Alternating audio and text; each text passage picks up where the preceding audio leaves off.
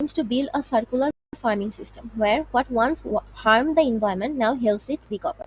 By converting invasive species into sustainable fertilizer, we can reduce chemical dependence. Assalamu alaikum everyone. I'm Nafiza Tasnim from Independent University, Bangladesh. Today I'll be presenting my research proposal titled Valorization of Invasive Species into Sustainable.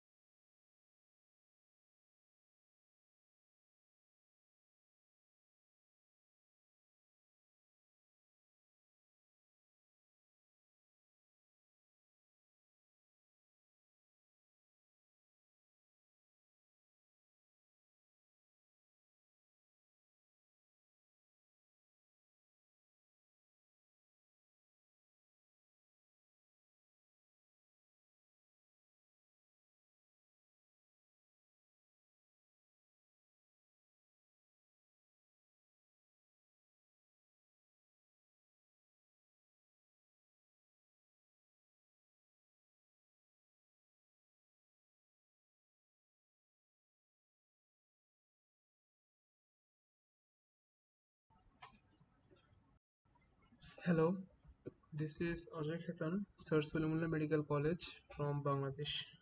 So today I'm going to discuss about a research proposal that is prevalence of sarcopenia and its association with clinical outcomes in heart failure among oldest people with a preserved and reduced ejection fraction.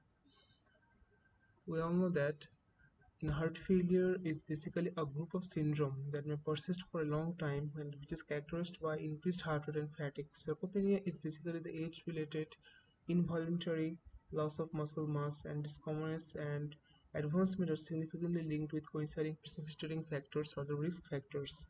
And here the changes in the muscle mass and its activity are considered deserving factor in the progression of heart failure. Now, if I talk about the aging process, we all know that there is an important association in between the aging process, sarcopenia, and the heart failure. And at the same time, in the older population, heart failure with preserved ejection fraction is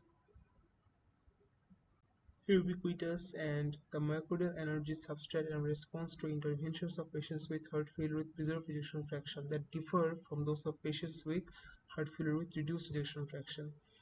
And also, here in this study I will try to observe if sarcopenia differentially contributes to clinical outcomes in older patients with heart failure with preserved ejection fraction and reduced ejection fraction.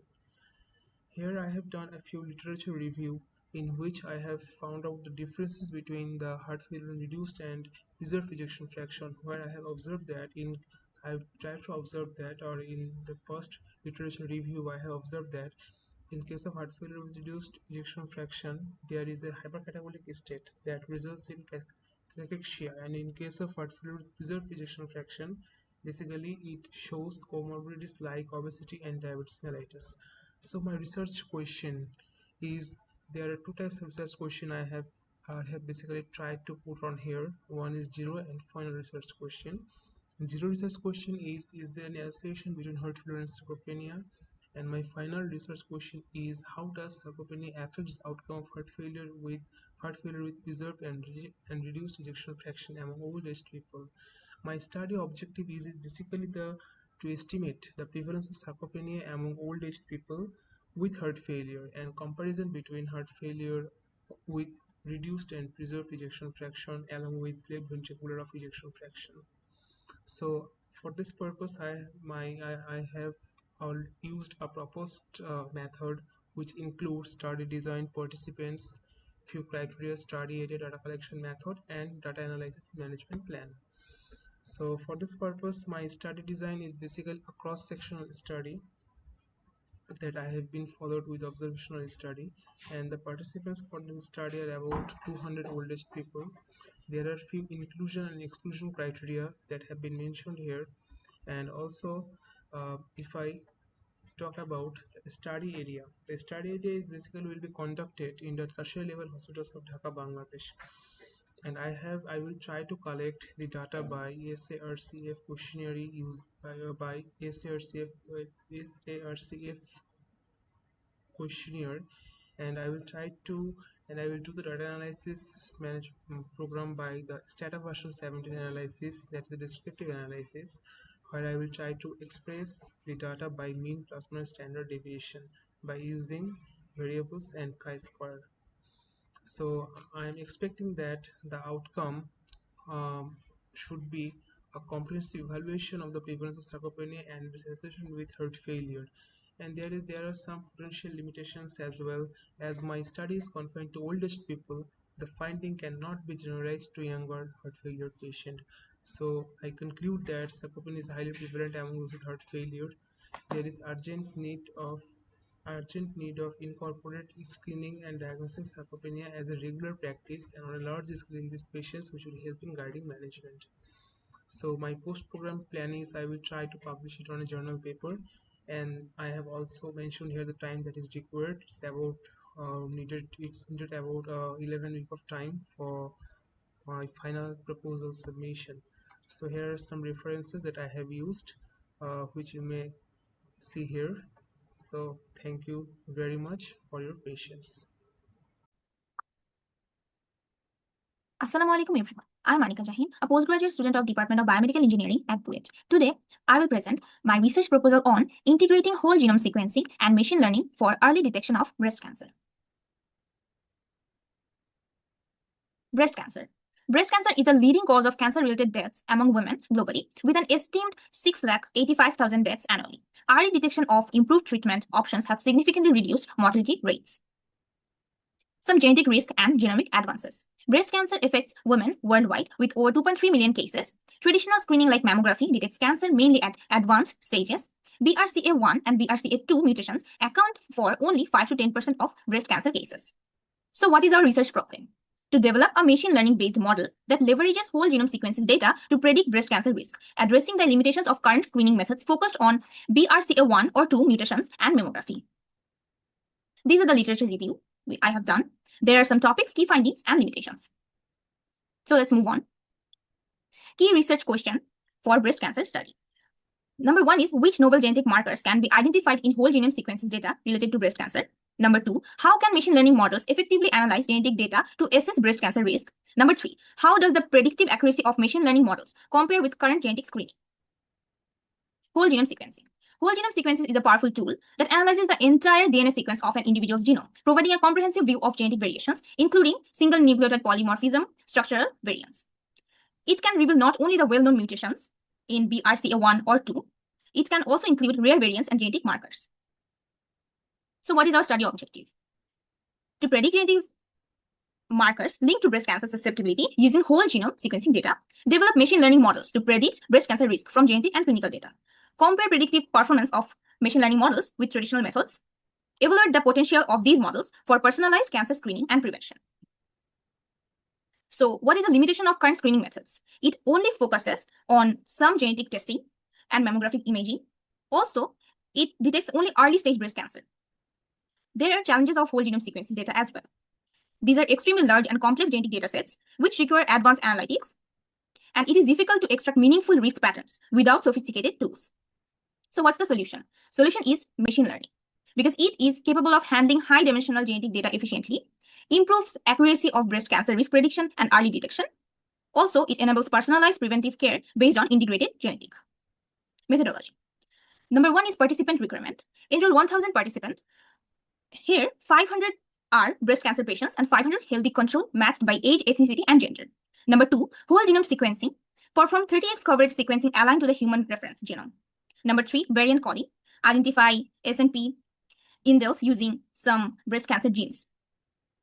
Number 4, clinical data collection. Gather demographic, family history, lifestyle factors, BMI, tumor stage, etc. Developing robust machine learning models. So the model selection. We can choose 4 models: random forest, SVM, binary classification, logistic regression as baseline, and neural networks. Data splitting. Divide dataset into 80% training and 20% testing sets to evaluate model generalization. Cross-validation. Apply 10-fold cross-validation on training data to assess model stability. Hyperparameter tuning. Optimize models using read and random search methods to enhance performance. These are some examples of whole genome sequencing data of breast cancer. It is a dataset of whole genome sequencing of HER2 positive breast cancer. So machine learning advanced in breast cancer prediction. We can use random forest. It can build multiple decision trees and aggregate results. We can use support vector machines, effectively separate complex high-dimensional data, and logistic regressional neural networks, which provide flexible modeling for diverse breast cancer. So we can see random forest and support vector machine algorithm here. These are the logistic regression and neural network. We can combine genetic data with clinical features like age, family history, and lifestyle. Also, recent studies explore multi-omics integration, which integrate genomic, transcriptomic, and epigenomic. Also, machine learning models uncover complex patterns beyond traditional methods, enhancing early breast cancer risk. Streaming data for accurate modeling. First one is data cleaning. Address missing data by imputation or removal if gaps are excessive. Number 2, encoding. Numerically encode genetic variants. And one hot encode clinical categorical. Number 3, normalization. Standardize continuous variables such as age and BMI to unify scales. Number 4, dimensionally reduction. Apply PCA or TSNE to whole genome sequencing data. Novelty of this research. Identify novel genetic variants linked to breast cancer susceptibility. Employ random forest and neural networks to surpass traditional testing accuracy. Integrate genetic and clinical data to significantly improve cancer risk. Enable more precise early detection. Potentially transform clinical screening and prevention approaches. Limitations. Sample size. The study has 1,000 participants, which not might sufficiently represent the genetic differences of all populations. Limited genetic scope.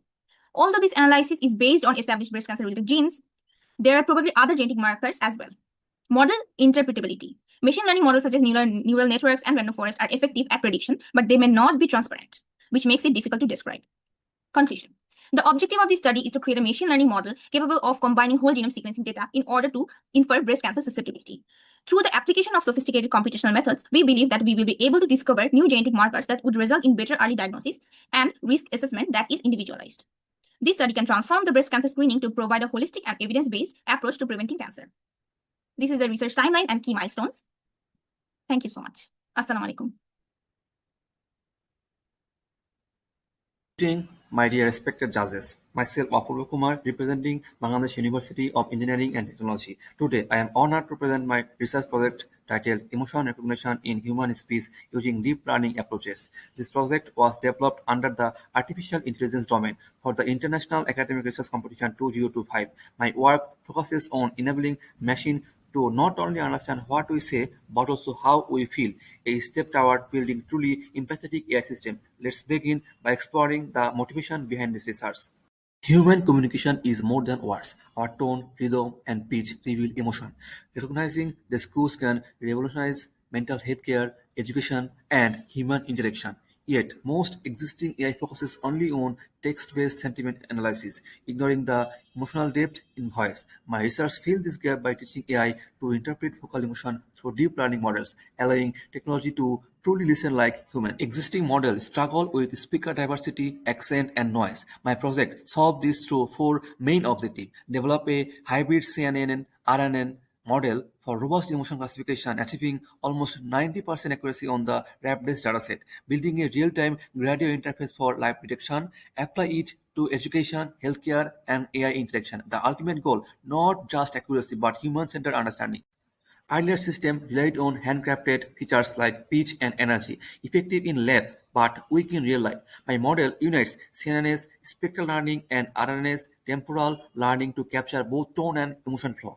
It's multilingual, real-time, and even gives empathetic text responses. This blend of accuracy, adaptability, and empathy makes it a socially impactful innovation. I used the reference dataset 24 professional actors expressing 8 emotions like neutral, calm, happy, sad, angry, fearful, disgust, and surprised. Each 3-second clip was normalized, converted to mono, and transferred into MFCC and spectrogram features. Data augmentation added noise, pitch, and timing variation to mimic real-world voices, creating a clean, balanced dataset for robust learning.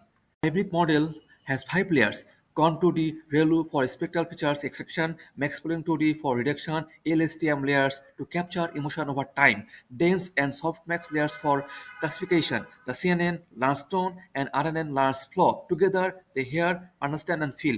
This fusion achieved both spatial and temporal emotion learning.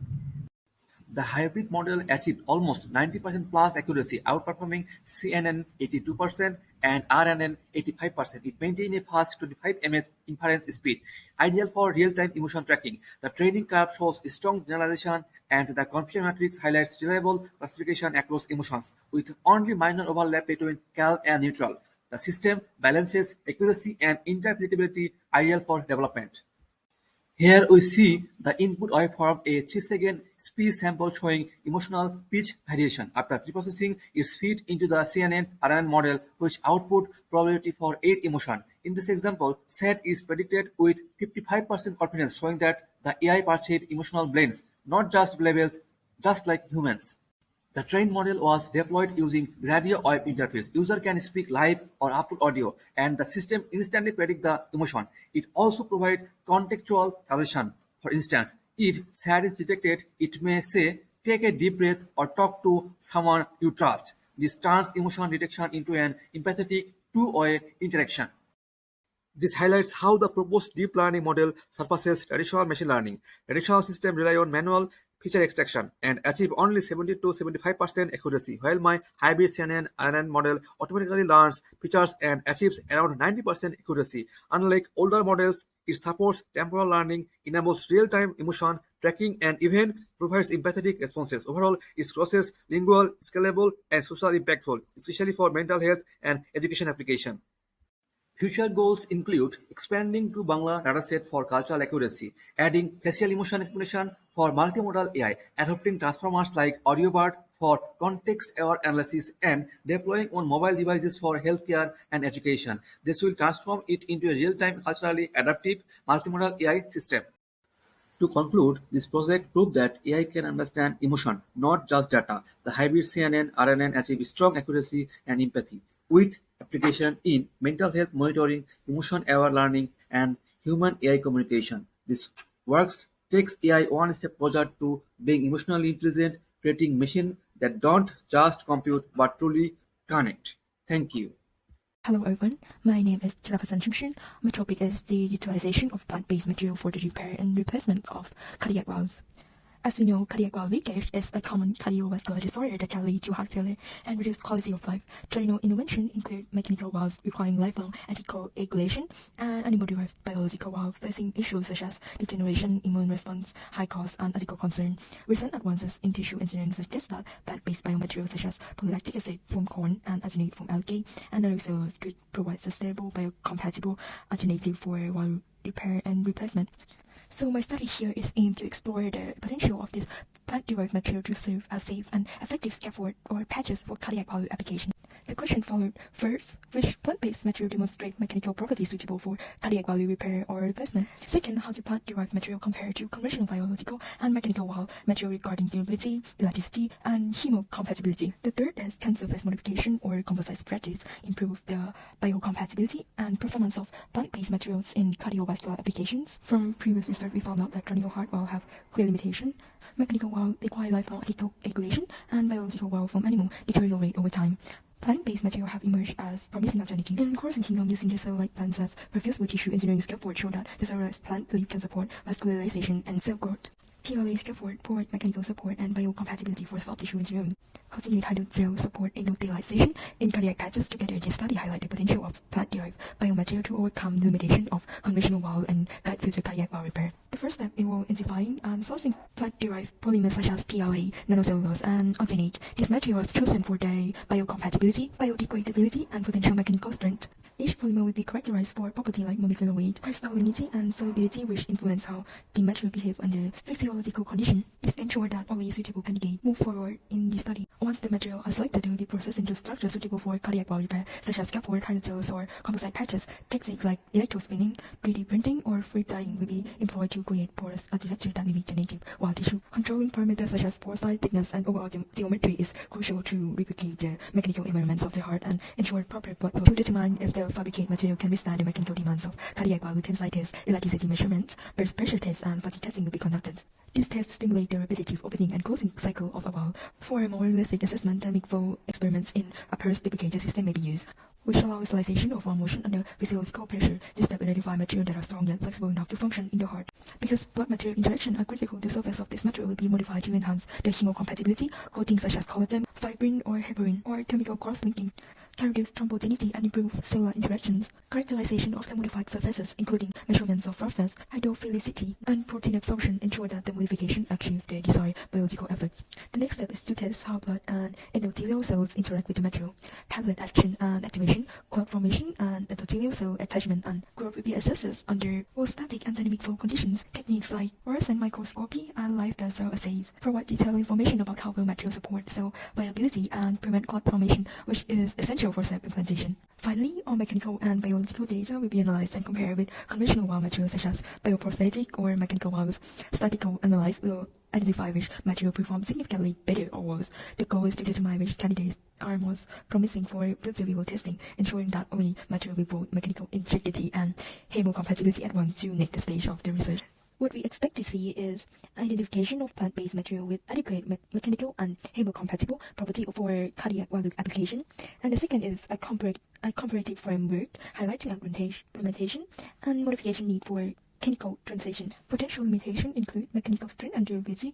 Plant-based material may initially lack the strength to withstand long-term cardiac pressures and cyclic loading. Hemocompatibility, when biocompatible polymer may trigger clotting or immune reaction unless properly modified. Degradation rate, biodegradable.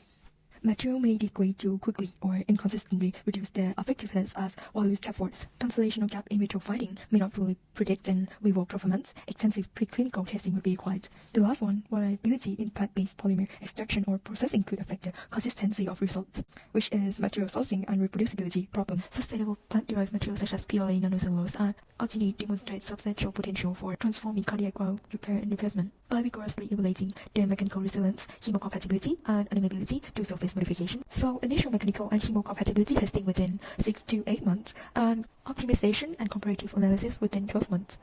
These are reference papers for my research proposal. Thanks for your time and feel free to reach out if you have any questions. Thank you.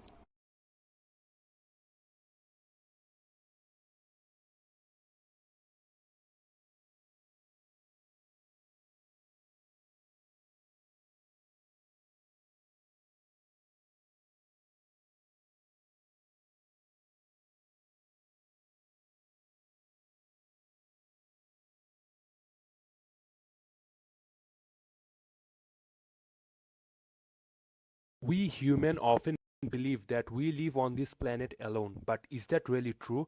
Around us, there are many other living beings that quietly keep our environment alive and balanced. Yet, in our rush to build skyscrapers, expand cities, and invent new technologies that only serve ourselves, we often forgot that animals are part of this world too. In Bangladesh, especially in Dhaka, the most common animals we see every day are street dogs, cats, and birds. They live beside us in markets, roads, and parks, surviving on the leftovers of our city life. Some people feed them with kindness while others chase them away in fear. This complex relationship between humans and street animals reveals not just how we treat them but also what kind of society we are becoming. Hello, ladies and gentlemen. I am Jarif Billah, and today I am presenting a research proposal which is about blurred boundaries, intersectionality between humans and urban street animals. Introduction. The study explores how people in Dhaka view and treat street animals and how factors like age, culture, gender, education shape these attitudes. You might wonder why study street animals when so much research focus on technology or urban development. The study matters because it raises awareness and empathy, supports policy development, addresses health and safety issues, promotes responsible community behavior, and contributes to sustainable and inclusive city planning. It also aligns with SDG 3, 11, and 15. Now, the research questions. How do residents of Dhaka perceive street animals? What do people's opinion, behavior, and knowledge change or affect street animals depending on age, gender, income, education, religion, and neighborhood? How do urban residents treat street animals, and what social, environmental, and health challenges arise from their presence in Dhaka? What type of solution will they propose to manage, care, rescue, or protect these street animals? Now, the literature review. I have reviewed some existing studies and found major gap regarding to the urban street animals in Dhaka. The first one only focused on birds and pets, not the street animals. The second one did not examine the community perception or the social factors. The third one only studies about wildlife, not the urban street animals. Methodology. For this study, we will conduct surveys and interviews to explore how people in Dhaka perceive and interact with street animals. To research, the research will cover 5 neighborhoods: Khilgaon, Mirpur, Gulshan, Puran Dhaka, and Dhanmondi. They will be selected for their diversity in economic, culture, population density, and the education level. We will use systematic random sampling, and we will survey 1,917 participants, where Khilgaon will cover 384, Mirpur will cover 384, Gulshan will cover 383, Puran Dhaka will cover 383, and Dhanmondi will cover 383. The questionnaire will include 32 structured, open, and close-ended questions focusing on demographics, perception, behaviors, and challenges related to urban street animals.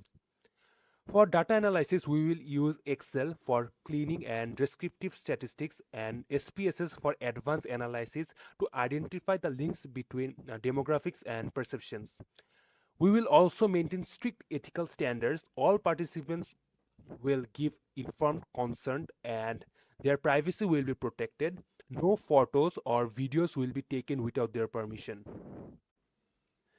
Now, the limitation.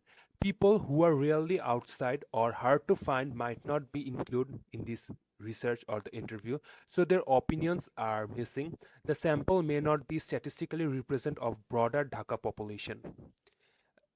Now, the conclusion. The study will provide insights into public perception and behaviors towards urban street animals in Dhaka, showing how social and urban factors shape human and animal relations. The finding can guide awareness, policy, and welfare initiatives, which will help policymakers to develop strong and sustainable strategies while capturing diverse perspectives for future research and practical solutions. For this study, I have used the following references to support my research and also identify the gap in the literature. Thank you, everyone. Have a wonderful day. Assalamu alaikum everyone. My name is Khadiza. I am a student from Bangladesh. I am pursuing my BSc degree in Civil Engineering at Pabna University of Science and Technology. In this video, I will present my research proposal on resolving the Diploma BSc contradiction in Bangladesh, insights from student protest and educational policies. In Bangladesh, there has been a long contradiction between diploma and BSc holders. This contradiction has led to student protest. This research aims to investigate how student protest and policy responses interact to shape the contradiction and how this contradiction can be resolved. Several studies have examined the diploma BSc gap in engineering sector in Bangladesh. These studies point out challenges in policy implementation, student dissatisfaction, and inconsistencies between programs. However, few studies have explored how student protest and policy responses interact to shape this contradiction. This gap motivates my research, which aims to analyze the relationship among student protest, policy responses, and the ongoing diploma BSc contradiction. In Bangladesh, the contradiction between diploma and BSc holders has persisted for many years. Weak and inconsistent policies often create contradiction. Contradiction create grievance and lead to student protest. These protests push the authorities to temporary reform, which remain weak, causing the same contradiction to reappear. This continuous cycle of weak policy, contradiction, and protest highlights the need for a deeper understanding of the issue and for developing more effective and lasting solutions. Based on the background and problem, my research focuses on the following key questions. In what ways have existing educational policies addressed or failed to address the tension between diploma and BSc graduates? How have student protests reflected the effects of this contradiction on graduates' professional and social lives? How do student protest and policy responses together shape the ongoing dynamics of the Diploma BSc? What policy insights can be drawn to help reduce the contradiction and prevent future student unrest? This research will follow a mixed method approach to understand the Diploma BSc contradiction in depth. The study will use both primary and secondary data. Primary data will be collected through surveys and interviews with students, teachers, and policymakers. Secondary data will come from government policy documents, reports, and previous studies. Quantitative data will be analyzed using statistical methods, and qualitative data will be analyzed by thematic analysis.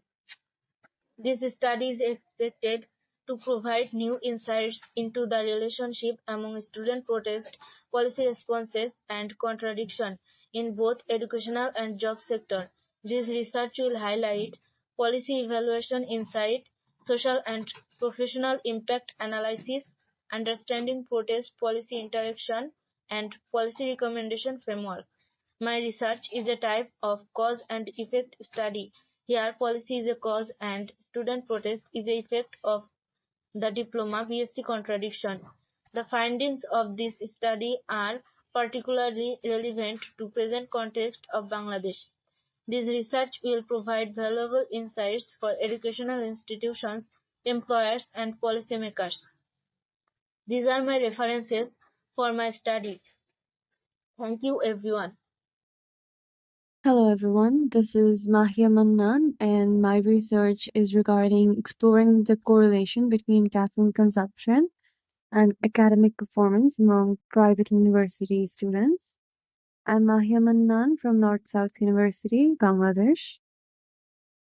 So, as we all know, caffeine is the most widely used psychoactive substance, which we find in tea, coffees, and energy drinks. We students often rely on caffeine as our energy boosters to cope up with our hectic schedule. Caffeine helps us boost our focus, but it also has its own cons, such as it can cause insomnia, it can cause dependency and elevated heart rates. Little research has been done regarding how caffeine use affects private university students' academic performance. So my research question is, what is the correlation between caffeine consumption and academic performance among private university students? Does caffeine have a long-term negative impact on overall academic performance? On previous research, we have seen stress from academic workload or personal issues can lower motivation, memory, and attention. Chronic stress leads to burnout and poor GPA. Lifestyle habits like caffeine use can worsen or relieve stress. Peer and teacher support can reduce stress and improve academic performance. Poor sleep is common among university students due to our work pressure, constant quizzes, and exams that we face. Sleep supports memory, focus, and learning, all essential for success. Sleep deprivation reduces academic performance. Caffeine can temporarily offset tiredness, but excessive use worsens sleep, creating a harmful cycle. So for this research, we can use mixed method approach, which contains both qualitative and quantitative data collection. During qualitative data collection, we'll collect data using online questionnaires, surveys in form of Google Forms, where we can ask participants regarding their caffeine intake frequency, sleep quality, stress levels, and GPA. Finally, using Pearson correlation to test the relationship between caffeine consumption and GPA, descriptive statistics to summarize patterns, mean, frequency, etc. During quantitative data collection, we will ask open-ended questions, and we can also arrange for interviews or group discussions with volunteering participants from survey sample. Post-research plan includes preparing final report and share findings through university seminars or student journals, recommended workshops on caffeine awareness, sleep hygiene, and stress management for university students. Thank you all for your time. Hello everyone, this is Mansura Mubashira, and today my topic for research proposal is microplastic inhalation in urban areas, airborne microplastic exposure in Dhaka and its impact on respiratory health in the long term.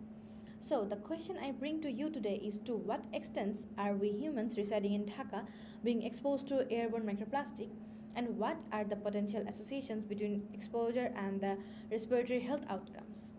Before diving in, today my aim for this research is to quantify the concentration, morphology, and polymer composition of airborne microplastics and to evaluate their association with respiratory health outcomes across different demographic groups. Before diving in, Dhaka is a megacity of 21 million residents and ranking among the top 10 most polluted cities in the world. While the particulate matter like PM225 is routinely monitored, polymeric microplastic, the invisible fragments of everyday plastics, are not. Studies have shown that humans inhale between 26,000 to 75 microplastic particles each year, and the prolonged exposure can trigger inflammation, oxidative stress, and even respiratory impairment. What are the concentrations and characteristics of airborne microplastics in Dhaka? How much microplastics are different age groups inhaling daily, the ADI? Is there any measurable associations? And finally, how can this information guide public health and environmental policies? For previous existing literature, here we can see a visual snitch image of a sample with cellulose and protein-based fragments and fibers that are already floating in the air. The existing global literature, like studies like TAN and SHU, confirms that microplastics are now common and component of both indoor and outdoor air, mostly polyethylene and polyethylene tetraphyllite, fibers from textiles and packaging and vehicle emissions. However, there is no data for Dhaka, especially on the respiratory implications. The gap is what my research directly addresses. Now, let me explain the methodology, which is divided into three main parts.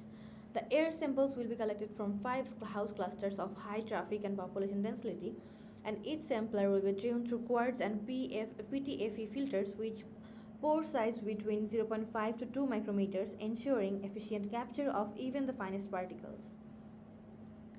And the filters will be carefully cut, undergoing chemical digestion using 20% hydrogen peroxide for 7 days.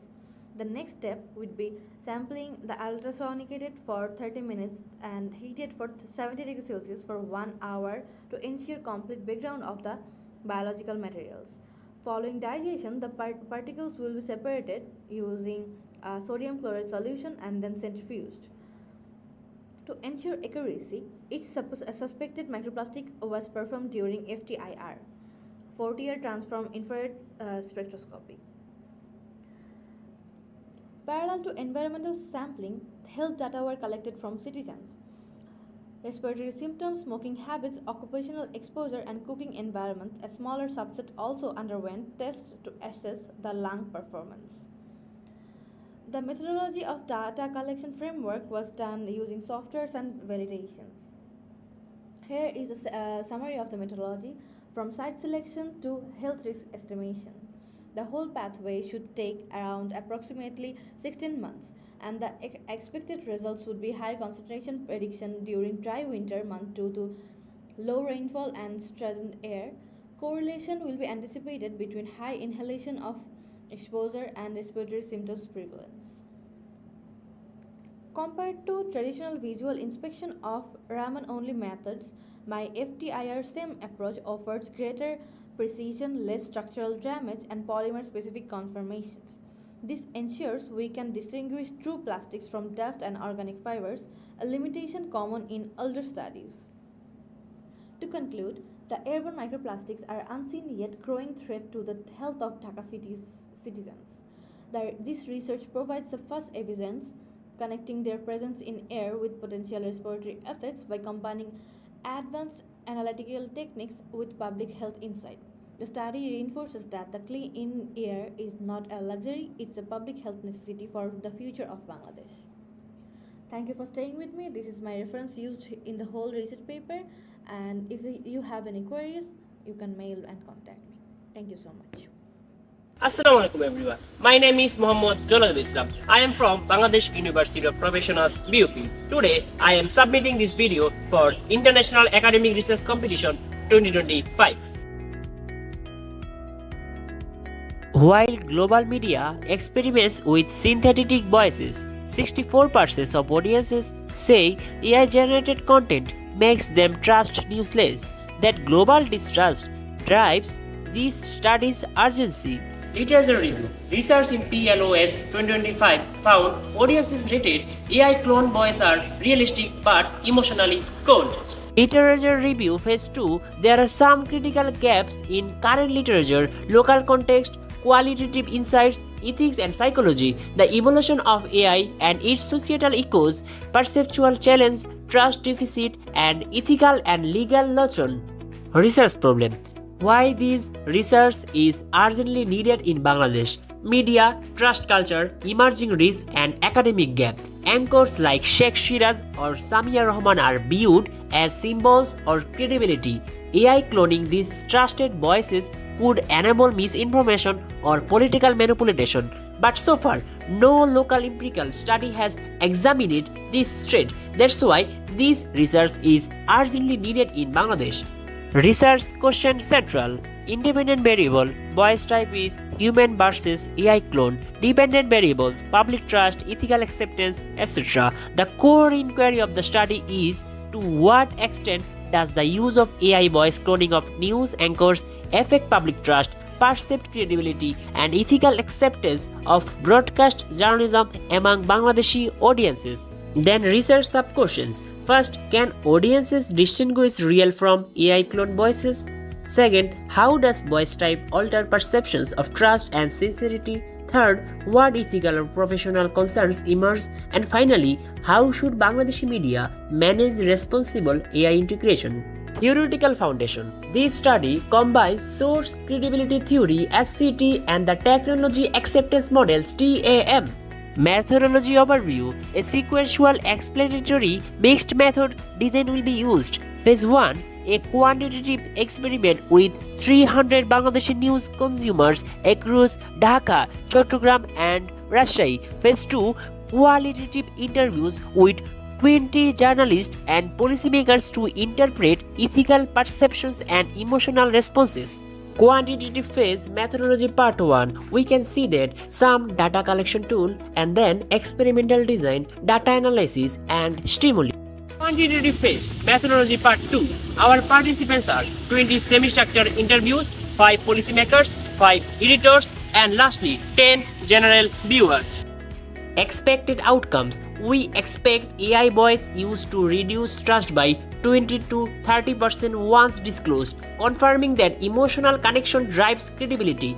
This study will refine SCT and TM frameworks and propose AI disclosure policies and ethical voice use guidelines for Bangladeshi broadcasters. Conclusion and call to action. This research urges media leaders to adopt AI transparently, protect audiences' trust, and preserve the human authenticity that defines journalism. And the lastly, closing argument is the credibility of journalism does not depend on how real a voice sounds, but on how truthful it is. So, AI can copy our voices, but it cannot feel truth, honesty, and our emotions.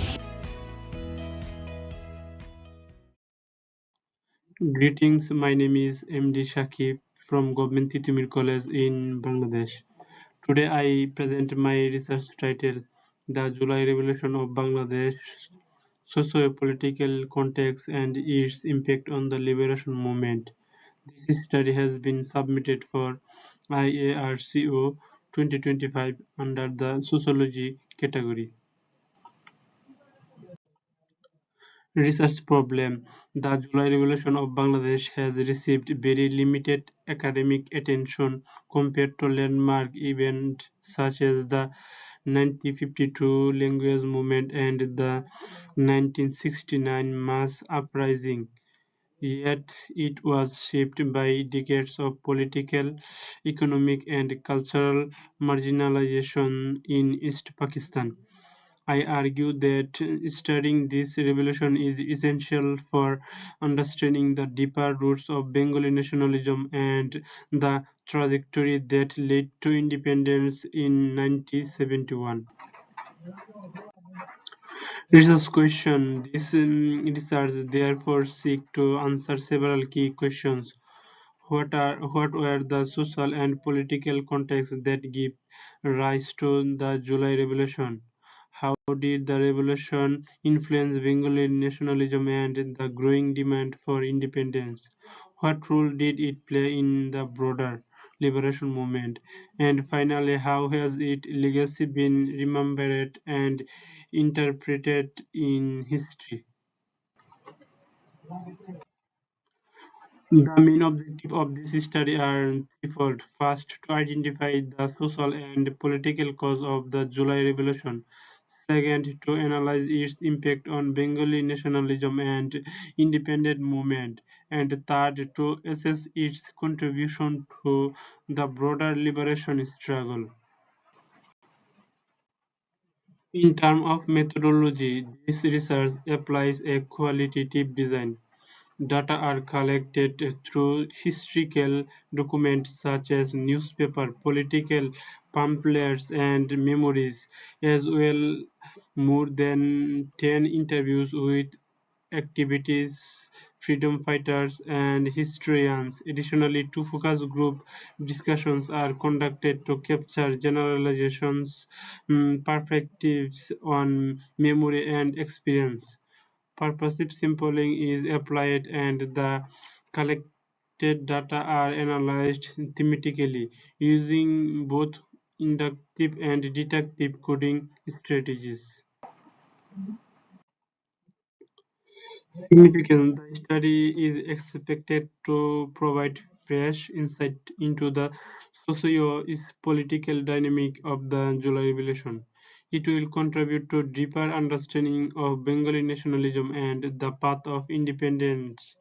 In doing so, it helps to fill a significant historiographical gap and inform research on collective memory and resistance in South Asian history. In conclusion, I argue that the July Revolution is key to understanding Bangladesh's path to independence. By studying this neglected episode, we can better recognize how culture and political resistance shaped the liberation struggle. Thank you very much for your attention and for considering my submission to IARCO 2025.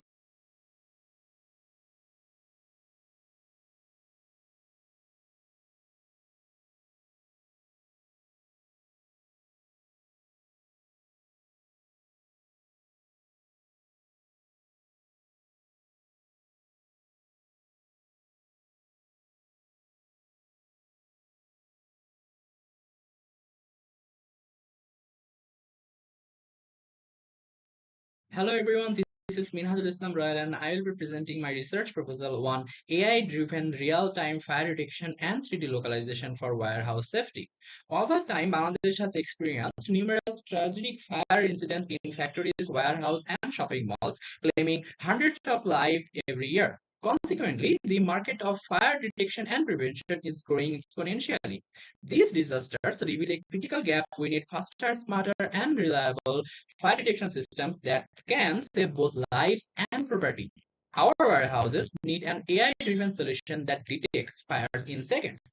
Traditional fire detection systems, such as smoke or heat sensors, often fail in large warehouses. They suffer from delayed response, limited range, and high false positive rate. This research queries three key research questions. Firstly, how to optimize deep learning models for higher accuracy and fewer false alarms. Secondly, how to handle complex warehouse layouts. Finally, how can 3D localization improve emergency response? Together, these questions aim to develop a reliable and scalable AI system for fire safety. While several deep learning models for fire detection like YOLO V5, YOLO GX, and Fire YOLO have been tested, but only in outdoor conditions. They often fail in indoor conditions where lighting changes, smoke density varies, and visibility is reduced. In addition, current systems rarely integrate 3D localization, meaning they can detect the presence of fire but not its precise coordinates. The proposed methodology follows 5 steps. A multi-sensor framework will be developed combining visual, smoke, and temperature data. An edge AI device such as Jetson or in Nano will process information in real time. After that, deep learning models will be implemented and trained using PyTorch and tested on existing datasets to get the state of the art of the deep learning performance. A prototype will be developed with core components with cameras, sensors, and alert system to be tested in warehouse environment.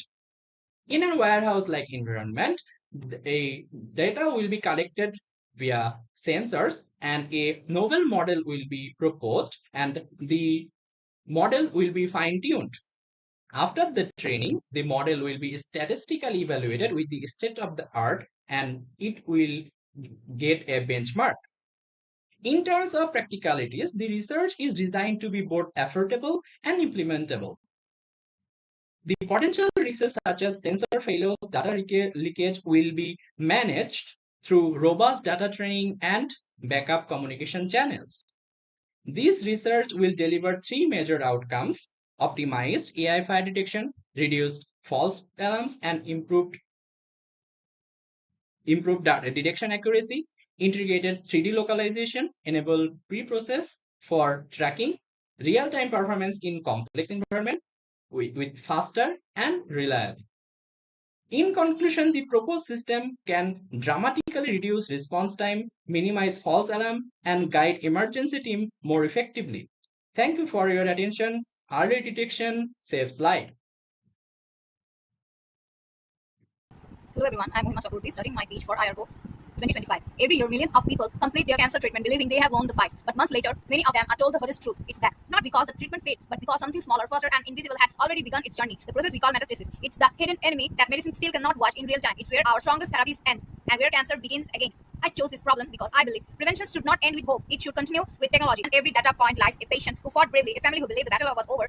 The question that drives me is simple. If we can detect planet light years away and simulate entire ecosystems on computers, why can't we continuously track a few cancer cells inside our own bloodstream? This research deserves attention because it doesn't aim to reinvent therapy. It aims to fill the silence between treatments where medicine currently stops watching. My research proposal stands out because it combines what oncology needs most right now. Cancer spreads faster than we can track or treat it. The moment metastasis begins when cancer cells break away from the primary tumor and travel to distant organs. Medicine starts losing precision and the countdown quietly begins. Modern nanomedicine and drug delivery systems, though powerful, suffer two critical weaknesses. First, they cannot perform real-time surveillance of circulating tumor cells or exosome-mediated communication, the invisible messengers that prepare new metastatic sites. Second, they lack selectivity, often mistaking normal cells for malignant ones, causing false positives and collateral toxicity. Biochips and nanoparticles have proven capable in parts of this battle, detecting biomarkers delivering drugs, but they act alone. No existing system integrates detection, interception, and neutralization into one intelligent adaptive framework inside the human body. This is where we lose, not because science is powerless, but because it's disconnected.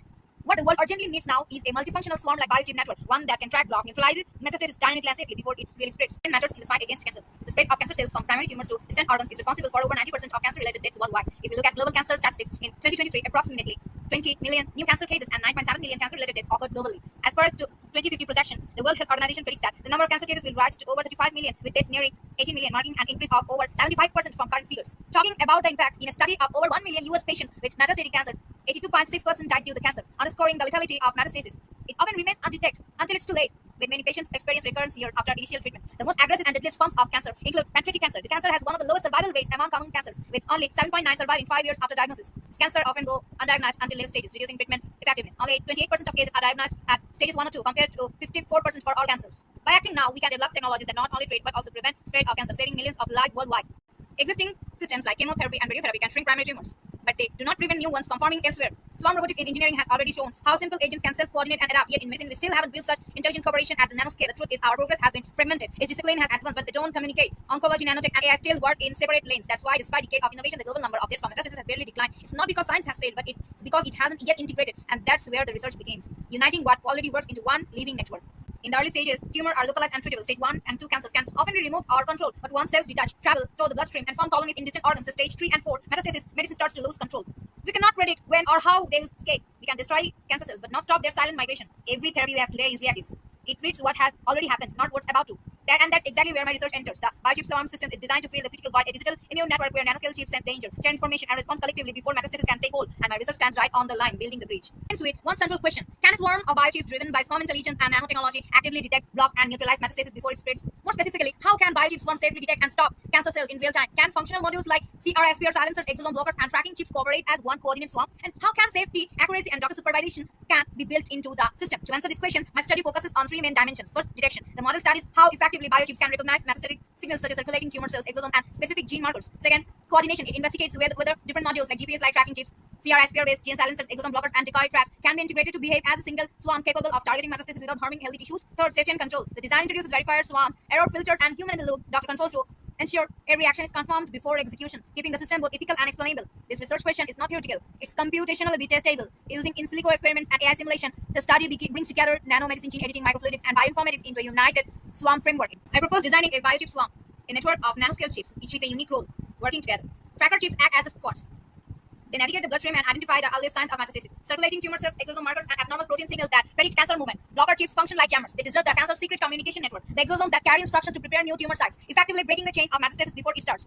CRSPR silencers chips are the gene controllers. Once a metastatic signal is confirmed, they locally switch off or disable metastasis-related genes, halting the cancer's ability to invade or migrate further. Decoy traps create false targets, artificial microenvironments that throw circulating tumor cells away from healthy organs, capturing and neutralizing them harmlessly. Verifier chips are the system's guardians. They double-check every detection and every action before it happens, ensuring accuracy, preventing false positives, and maintaining full control through an AI dashboard. Together, these agents form a living defense network inside the human body, continuously adapting and responding as one.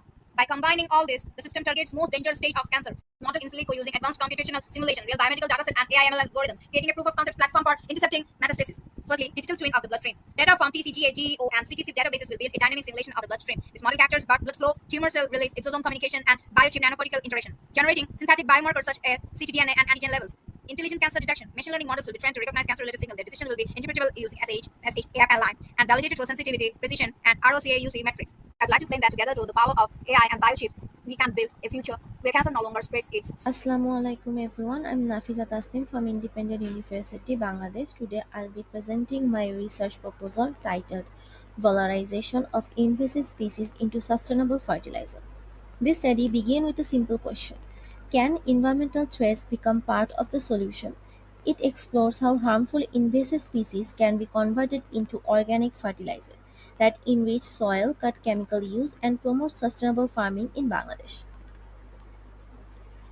Agriculture is the backbone of Bangladesh's economy, supporting over 40% of our people. But our farmlands now face two serious challenges. First, overuse of chemical fertilizer is damaging soil fertility, polluting groundwater, and raising costs for farmers. Around 70% of farmers depend on them, spending 3,000 to 8,000 taka per season. Second, invasive species. Both plants and animals are spreading fast.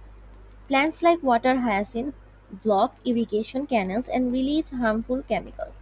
Invasive fish species such as the suckermouth catfish destroys native fishes, while insects like whiteflies and fall armyworm damage crops and increase pesticide use. These two issues together threaten soil health, biodiversity, and sustainability. My research connects them by using invasive biomass to produce eco-friendly fertilizers, turning waste into a resource. This study guided by four questions. First, how aware are of invasive species and their effects on farming? To understand whether farmers recognize the problem. Second, what problems do they face from invasive plants, fish, and insects? To identify the scale of damage and local challenges. Third, are farmers willing to use fertilizers made from invasive species and what factors shape their decision? This explores acceptance, cost concern, and safety perception. Fourth, can fertilizers made from invasive species reduce cost and improve soil fertility compared to chemical fertilizers? This is the key technical question that tests real world feasibility. Together, these questions combine a social understanding with scientific validation. The research used a mixed method approach of surveys, lab work, and field trials. The study area will be northern Bangladesh, including Rangpur Sodor, Nilphamari, Dimla, Jaldhaka, Kurigram, Panchgor, and Bodorganj. Regions with high chemical use and invasive outbreaks. In phase 1, we will survey 100 to 200 farmers who will be interviewed to assess fertilizer use, awareness, and openness to eco-friendly options. In phase 2, we will prepare fertilizer. Plant compost from water hyacinth, Mycenia scandens, Comolena odorata, and Parthenium hestrophorus. Fish emulsion made by fermenting invasive fish like suckermouth catfish with molasses. Insect frost fertilizer collect from whiteflies and fall armyworm, which is dried and then applied directly to soil. In phase 3 field trials, this fertilizer will be tested on rice and vegetable crops, compared with chemical fertilizer for yield, soil fertility, pest resistance, and cost efficiency. This research aims to build a circular farming system where what once harmed the environment now helps it recover. By converting invasive species into sustainable fertilizer, we can reduce chemical dependency, restore soil health, and support small farmers economically. It's not just about fertilizer, it's about redefining sustainability, proving that even ecological threats can be transformed into opportunities. Every problem in nature carries its own solution. We just need to look closely and think differently. Thank you.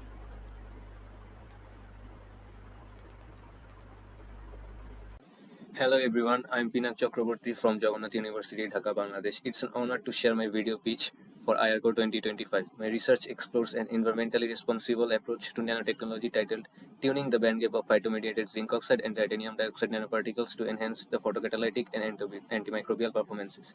In the next few minutes, I will take you through the problem we face, the research gap I am addressing, the methodology I have designed, the expected outcomes, and finally, why this work carries global importance. We are living in a time when the planet's rising temperatures are reshaping our environment and our health. With more intense ultraviolet radiation, people face greater risks of skin damage, premature aging, and even skin cancer. At the same time, water pollution and antibiotic resistance are endangering millions across the globe. Yet our existing defenses, chemical sunscreens, synthetic antibiotics, and industrial wastewater treatments are not only expensive and inefficient but also environmentally harmful. This growing crisis demands a new kind of solution, one that is both powerful and sustainable. That's where the green nanotechnology comes in. Materials like zinc oxide and titanium dioxide nanoparticles, when synthesized through plant-based routes, offer a way to protect both human health and the planet, uniting science and sustainability in one framework. Imagine replacing harmful industrial chemicals with plant extracts, transforming nature itself into a nanofactory. Through phytomediated synthesis, plants release natural metabolites that act as a reducing and stabilizing agents, creating nanoparticles in a way that's safe, simple, and eco-friendly. This process is not just green, it's affordable, renewable, making it ideal for regions like Bangladesh rich in plant diversity. It aligns perfectly with global efforts in green chemistry, where technological advancement doesn't come at the cost of environment. In essence, it's about innovation with responsibility. Despite many studies on green nanotechnology, there's still much we don't understand and about how plant chemistry influences the band gap of zinc oxide and titanium dioxide nanoparticles, the very property that dictates how effectively they absorb light and drive catalytic reactions. My research seeks to answer three fundamental questions. First, how do different plant compounds affect the structure and bandgap of these nanoparticles? Second, can tuning this bandgap actually enhance their ability to degrade pollutants and kill harmful microbes? And finally, which synthesis parameters such as pH, extract type, or calcination temperature yield the best performance overall? By answering this, I hope to move beyond trial and error and toward a design-driven approach to green nanomaterial synthesis. To explore these questions, I have designed a three-phase research plan. In the first phase, I will carry out the green synthesis of zinc oxide and titanium dioxide nanoparticles using plant extracts as nature-reducing agent and stabilizing agents. Reaction conditions such as temperature, pH, and time will be adjusted to achieve optimal formation. The second phase involves characterization. Here I will use techniques like FTIR, XRD, UV spectroscopy, SEM, and EDX to examine the nanoparticles' chemical bonds, crystal structure, surface morphology, and optical properties, with special attention to how the bandgap shifts under the different synthesis conditions.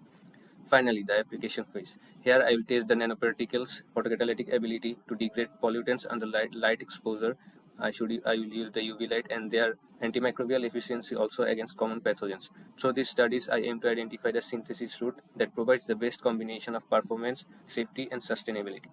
The project will run over 9 months, 3 months combining literature review, sample collection, and nanoparticle synthesis, the next 3 months for characterization, and the last 3 months for application testing and analysis. By the end of this work, I expect to produce zinc oxide and titanium dioxide nanoparticles with finely tuned band gaps capable of delivering significantly higher photocatalytic and antimicrobial efficiencies. In practical terms, this could mean cleaner water, faster purification, and reduced energy consumption. For developing regions, locally produced plant-based nanomaterials could be affordable and eco-friendly solutions for water purification and disinfection. On a broader scale, this work strengthens Bangladesh's capacity in sustainable nanotechnology and contributes directly to global goals like clean water and good health. Of course, challenges remain. The composition of the plant extracts can vary, which might affect reproducibility and scaling up green synthesis for industrial use that will require careful optimization. But rather than the barriers, I see these as opportunities for further innovations, the step towards building a truly sustainable industrial model. As in future, my work will include to mitigate these limitations and also publish my findings in a peer-reviewed international journal. Here are the references of the study, and in conclusion, this research blends traditional plant wisdom with modern material science to create solutions that are both innovative and environmentally conscious. It represents a step towards a future where nanotechnology grows in harmony with nature. Thank you very much for your time and attention. I am Pinak Chakraborty, and this is my submission for IARCO 2025. Feel free to contact me about any query, and thanks to IARCO for giving me this opportunity.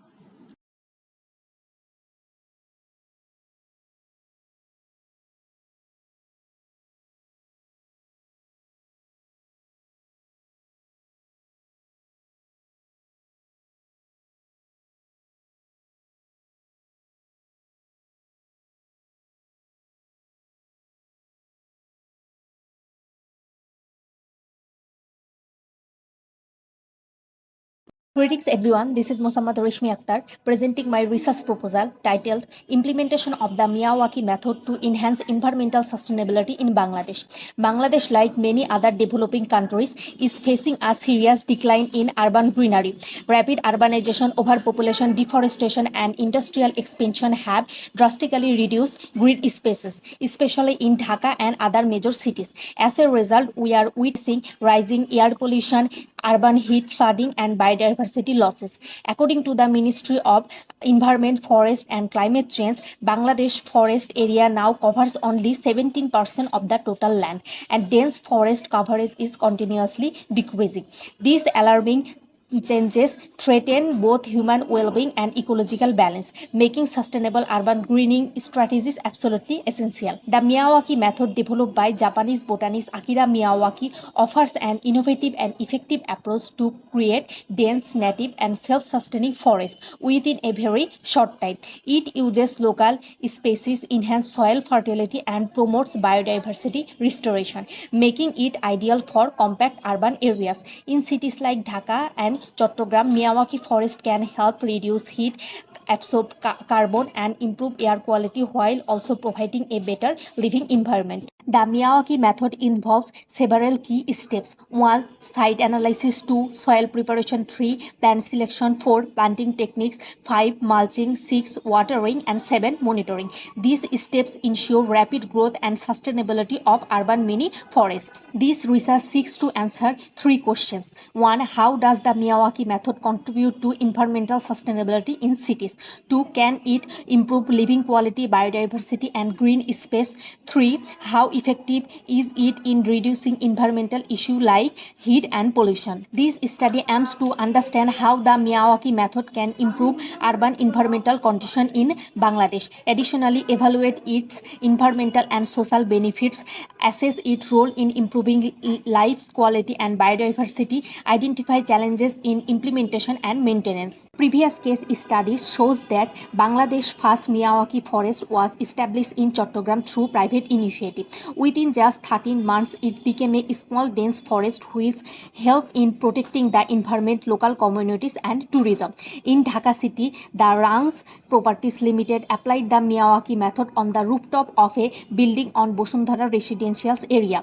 Their aim was to beautify the building, reduce heat, lower air pollution and support biodiversity. Internationally, the method has been successful in Mumbai, Japan, Malaysia, Thailand, Italy, Chile and Australia, where it has helped in quick restoration of degraded areas and promoted climate resilience. However, there are some limitations of these cases. In Bangladesh, the Chattogram project was an individual effort limited in hill areas, and in Dhaka it covered only a single building, so the environmental impact was small. Globally, most Miyawaki projects are seen in developed countries, and there is still limited research on how well it works in developing countries like Bangladesh. This research will use a mixed approach combining both qualitative and quantitative phase for collecting and analyzing the data. This research will take 11 months, first 4 months for data collection, 5 months for processing, analyzing, and additional 2 months for writing and documentation.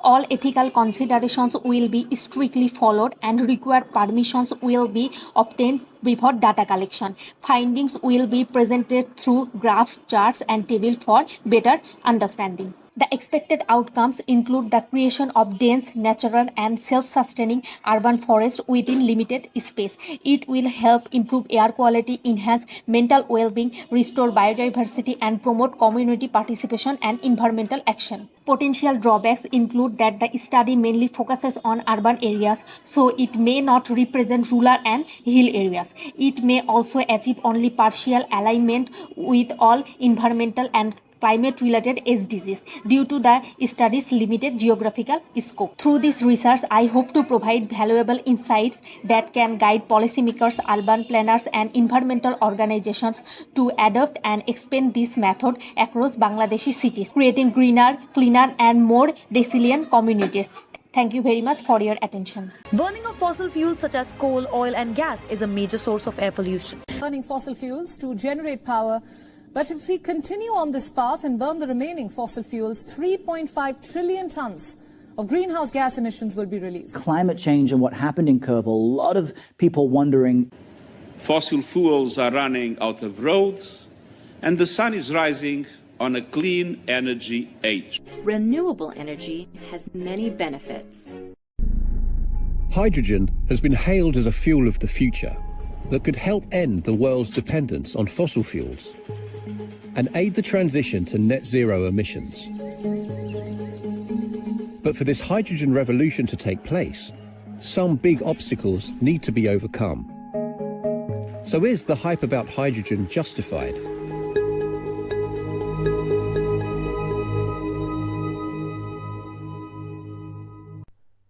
Assalamu alaikum everyone.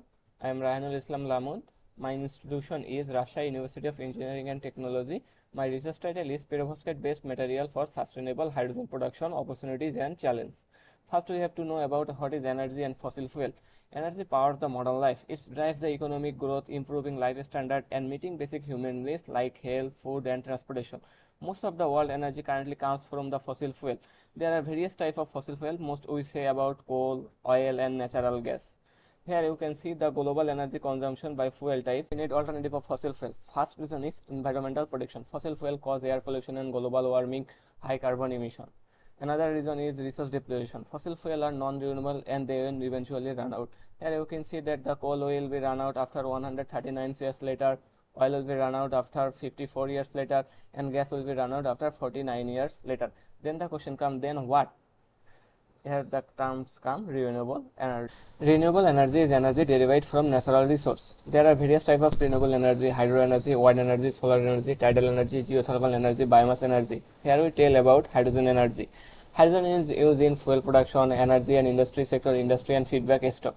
Hydrogen is clean, high-energy fuel that produce non-toxic byproduct and offer net zero carbon emission, making it a strong alternative to fossil fuel. There are many ways to produce hydrogen. Here we tell about green hydrogen production. Green hydrogen is produced from renewable sources like solar energy by splitting water into hydrogen and oxygen. Key solar-based methods include photocatalytic, photoelectrochemical, photovoltaic electrochemical, thermochemical, photothermal, and photobiological process. This proposal mainly focus on photocatalytic and photoelectrochemical technique by using perovskite material because of they use easier to understand and directly convert hydrogen. We should have an idea about perovskite material. Perovskite material are versatile class of compound with a unique crystal structure. Here the crystal structure of perovskite material. Why perovskite material are used? Because of their adjustable band gaps, band and position, strong light absorption abilities, good charge movement characteristics, and effective catalytic performance. Here the process to produce hydrogen by using perovskite material. As we said previously, there are two processes, photocatalytic and photochemical process. Their steps are same, but the mechanism is different. Here the challenge to produce high production using perovskite material. First one is stability issue, toxicity problem, scaling difficulty, encapsulation cost, catalysis durability, low cost alternatives. Here the research question. The first one is how can perovskite material be improved through composition design and protective coating to achieve stable eco-friendly hydrogen production. Which type of perovskite halide or lead-free offers the best balance between activity and long-term stability? Which protective methods are the most effective in protecting perovskite in water? What are the main challenges and opportunities in scaling up perovskite-based hydrogen production for lab industries? Then comes the metallurgy. First is material design and synthesis. Second is protective encapsulation and electrode fabrication. Third one is electrochemical evaluation. Then the electroeconomic assessment, and last one is data analysis. In the slide here is the details. Here the expected outcome: find a stable high performance perovskite for hydrogen generation, develop protective coating to reduce degradation, assess cost scalability for large scale eco-friendly system. The significance is promote low cost green hydrogen using sustainable materials, advance clean energy, and supports industrial adoption. The limitation is that stability issue under moisture, heat, and light. Then the scale up and cost challenge in the mass production. The last one is less toxicity and limited pH durability. The project duration is about 2 to 12 months. Here is the whole timeline. Then the post program plan is the publish result finding in journal and conference, and collaborate with industry partner to apply the technology. Then explore an establishment of hydrogen production company in Bangladesh to scale real world uses. Assalamualaikum. Good day to everyone. I am MD Dosli, a second year undergraduate student in the Department of Applied Chemistry and Chemical Engineering at the University of Rajshahi, Bangladesh. Today, October 12, 2025, I am formally submitting this research piece to the International Academic Research Competition. The work I present addresses a critical challenge facing my nation through an innovative approach, developing biodegradable smart packaging from agricultural waste materials. Research background and necessity. Every year, our nation loses up to 50% of its fruits and vegetables after harvest. This isn't just a statistic, it represents massive economic losses. To make matters worse, our reliance on conventional plastic packaging creates a long-term environmental pollution. The result, our farmers and consumers suffer economically while our planet pays the price. But within the crisis lies our greatest opportunity. We are surrounded by abundant local resources like banana peels and hibiscus flowers that are largely discarded. This isn't just waste, it represents a lost opportunity. This is why my research proposes a unified solution, developing eco-friendly, biodegradable, smart packaging films from discarded waste materials. Now the objectives and real-life impacts of my work. First, by extracting and optimizing banana peel, starch, and hibiscus anthocyanins, we do more than create biopolymers. We transform agricultural waste into high-value materials that support economically. Second, we formulate these into biodegradable smart films with natural antimicrobials. We directly replace single-use plastics, reducing long-term pollution. Third, by testing these films on real perishable foods, we validate a powerful communication tool. The visual color sense empowers consumer with real-time freshness detection, ensuring food safety. Finally, by confirming the film's biodegradability in local soil, we grant a truly sustainable solution that benefits the planet while improving food availability for our nation. Now, current challenges and research gaps. First, existing biodegradable films aren't made for us. They lack local materials and natural antimicrobials, so they aren't truly functional here. Second, most smart packaging is designed for foreign lives and climates, not our local foods and storage conditions. Third, Current freshness indicators use synthetic chemicals that aren't fully safe or eco-friendly. This leads to one critical research gap. No one has created a single system that is biodegradable, antimicrobial, and intelligent. Our research is guided by four key questions that form our investigate journey. First, the material question: how do we best extract and optimize esters and anthocyanins from our local waste materials? Second, the formulation question: what is the perfect recipe to create a film that is strong, protective, and smart? Third, the validation question: how accurately does the film's color sense signal real food spoilers?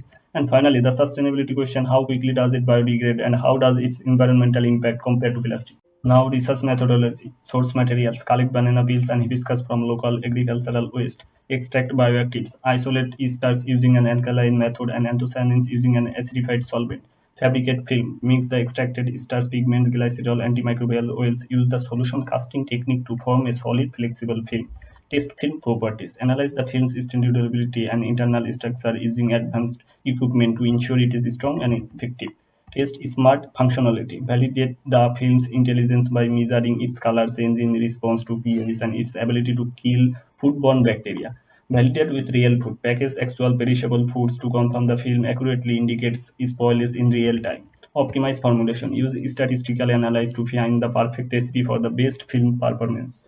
Our experimental data confirms a multifunctional success. Strength: tensile strength of 5 to 8 megapascal provides the necessary durability for practical food packaging application. Protection: a 20% reduction in water vapor transmission significantly enhances moisture barrier properties, extending shelf life. Activity: clear 12 to 15 millimeter inhibition zones against E. coli and S. aureus through potent built-in antimicrobial protection. Intelligence: a distinct pink to colorless then brown color shift provides a reliable visual real-time freshness indicator. Sustainability: over 80% degradation in 30 days in soil confirms its rapid eco-friendly breakdown, completing its life cycle. Now, performance analysis: our film successfully combines all five key functions: strength, barrier protection, antimicrobial activity, color changing intelligence, and rapid biodegradation. It outperforms conventional films, being 25% stronger and providing a faster visual spoilage alert. The result is a high-performance, sustainable alternative to plastic that reduces food waste and valorizes local agricultural waste. We have also identified key challenges to address for future scaling: material consistency. Raw material variability makes consistent, high-purity extraction difficult. Production accuracy. Achieving uniform film properties is challenging with manual lab-scale methods. Sensor stability. Maintaining accurate color response under varying temperature and humidity is complex. Supply chain. Seasonal availability of raw materials could limit large-scale production. Now, research timeline. My research follows a logical four-phase journey in a 15-month schedule. This structured approach ensures every aspect of our smart packaging is thoroughly validated. This slide shows the references we used in the whole research proposal. Now it is time for a beautiful quote. This project is our small act, and as this quote reminds us, small acts, when multiplied by millions of people, can transform the world. Thank you for your time and consideration. And if you have any question, please feel free to contact. I am MD Dosley, and this is my submission for IARCO 2025. Hello, I am Sahadat Hossain. I'm submitting my research proposal to International Academic Research Competition 2025. The title of my study is Exploring Cyberbullying on a Facebook, a qualitative case study of female politicians in Bangladesh. Social media has become the world's most rapid communication tool in the last few decades. It has brought people together across the globe. However, with this rapid expansion, women are especially at risk for cyberbullying, which includes online harassments and threats. Around the world, cyberbullying has become one of the most alarming digital challenges for our time. It refers to the act of harassment, intimidating, or threatening someone through social media, platform, and online messages. Study shows that women are particularly targeted, facing gender-based abuse that leads to psychological distress and social isolation. In many countries, cyberbullying highlights patriarchal dominance, where online spaces are used to silence and control women's voices, especially those who are visible and influential in society. So, this study aims to explore how Bangladeshi female politicians experience sexual harassment on Facebook and how it affects their lives and leadership. To achieve this goal, my research will answer three specific questions. Firstly, what forms of sexual harassment do female politicians experience through cyberbullying? Secondly, what coping strategies do they use when they facing these attacks? And thirdly, how does such harassment impact their mental health and participation in politics? The literature review reveals that cyberbullying is not only a personal issue but a global gendered phenomenon. For example, study found that women experience discrimination and cyber violence that causes emotional distress. It also revealed that the ongoing challenges of defining and preventing cyberbullying. It has also explained how body image stereotypes reinforces women's oppression online. And the study also argued that female politicians worldwide face harassment as a part of the cost of doing politics. In Bangladeshi context, reports by Cybercrime Awareness Foundation 2023 shows that over 52% of online cases involve cyberbullying and 40% of victims suffer mental health issues, according to the Bangladesh Institute of ICT in Development 2023. Although several studies in Bangladesh have examined cyberbullying among students, young women, the experiences of female politicians have been largely ignored. These women who play a vital role in public life often face sexual harassment and gender-based attacks on Facebook. However, there is still no comprehensive qualitative research exploring how this experience affect their mental health and political engagement. This gap in existing literature defines the central focus of my study. For methodology, this study adopts a qualitative case study approach to explore how Bangladeshi female politicians experience cyberbullying. Before selecting the participants, I will observe Bangladeshi female politicians' Facebook comments and post how they are being harassed. Around 8 to 12 participants will be selected based on the Facebook activity and willingness to participate. Data will be collected through Facebook post observation and semi-structured interviews to capture real experience. I will also maintain ethical measurements such as consent, privacy protection, and pseudonym that will ensure the confidentiality. Later, the data will be analyzed using thematic analysis, a widely recognized qualitative method by Brown and Clark. The expected outcomes of this study to reveal the types of harassment Bangladeshi female politicians face on Facebook. It will also show how these experiences impact their mental health and political participations and how they cope with such incidents. This study aims to fill the research gap in Bangladesh and guide policy reform, awareness campaign, and digital safety initiatives. There are some limitations also. The main challenge of the study lies in its sensitive nature. Participants may hesitate to share personal experience. Also, the sample size is small, and the study focuses on only Facebook, excluding other platforms. However, this limitation will be balanced through in-depth qualitative analysis, ensuring a meaningful and valid understanding of the issue. The timeline of this study will 10-month period. The first month will focus on the literature review, followed by method design and participant contact. Data collection will take place between months 3 and 5. Analysis will continue through the month of 8. Finally, the report will be written and submitted by the 10th month. To conclude, this study explores sexual harassment-based cyberbullying among female politicians in Bangladesh. It provides insight into how these women experience, cope with, and overcome online abuses. The findings will contribute to policy development, awareness initiatives, and social media reforms that ensure a safer environment for women in politics. Here are the references. Thank you so much. Greetings, my name is Sakib Mia, and I'm here to present my research proposal for the IARCO 2025 titled Ergonomic Deer Shelter Planning in Public Open Spaces for Urban Disaster Victims of Old Dhaka. Old Dhaka was the Mughal eastern capital 4 centuries ago and still holds a rich cultural and intangible heritage within one of the world's densest urban fabrics, which still influences local community dynamics.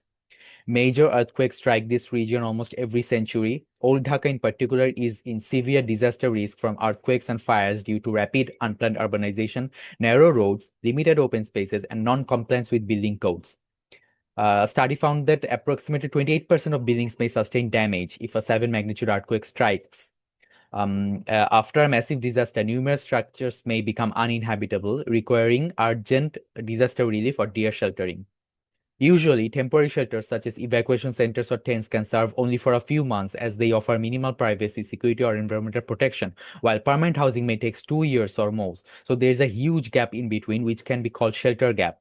Although the DAP, Detailed Area Plan, recommends temporary sheltering in parks or playgrounds, and it lacks spatial and cultural guidance. Therefore, stemming from the question, how will the families who may lose their homes to such disasters recover and lead a normal life again? This research aims to design a system of transitional sheltering on any public playgrounds or parks of Old Dhaka with post-disaster essential facilities for at least 2 years.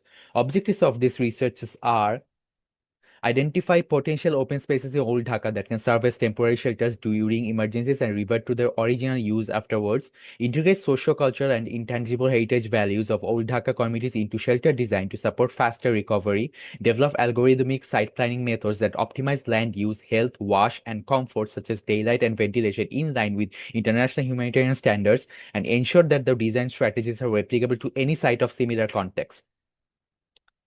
The methodology is divided into 3 stages, each of which consists of 3 steps.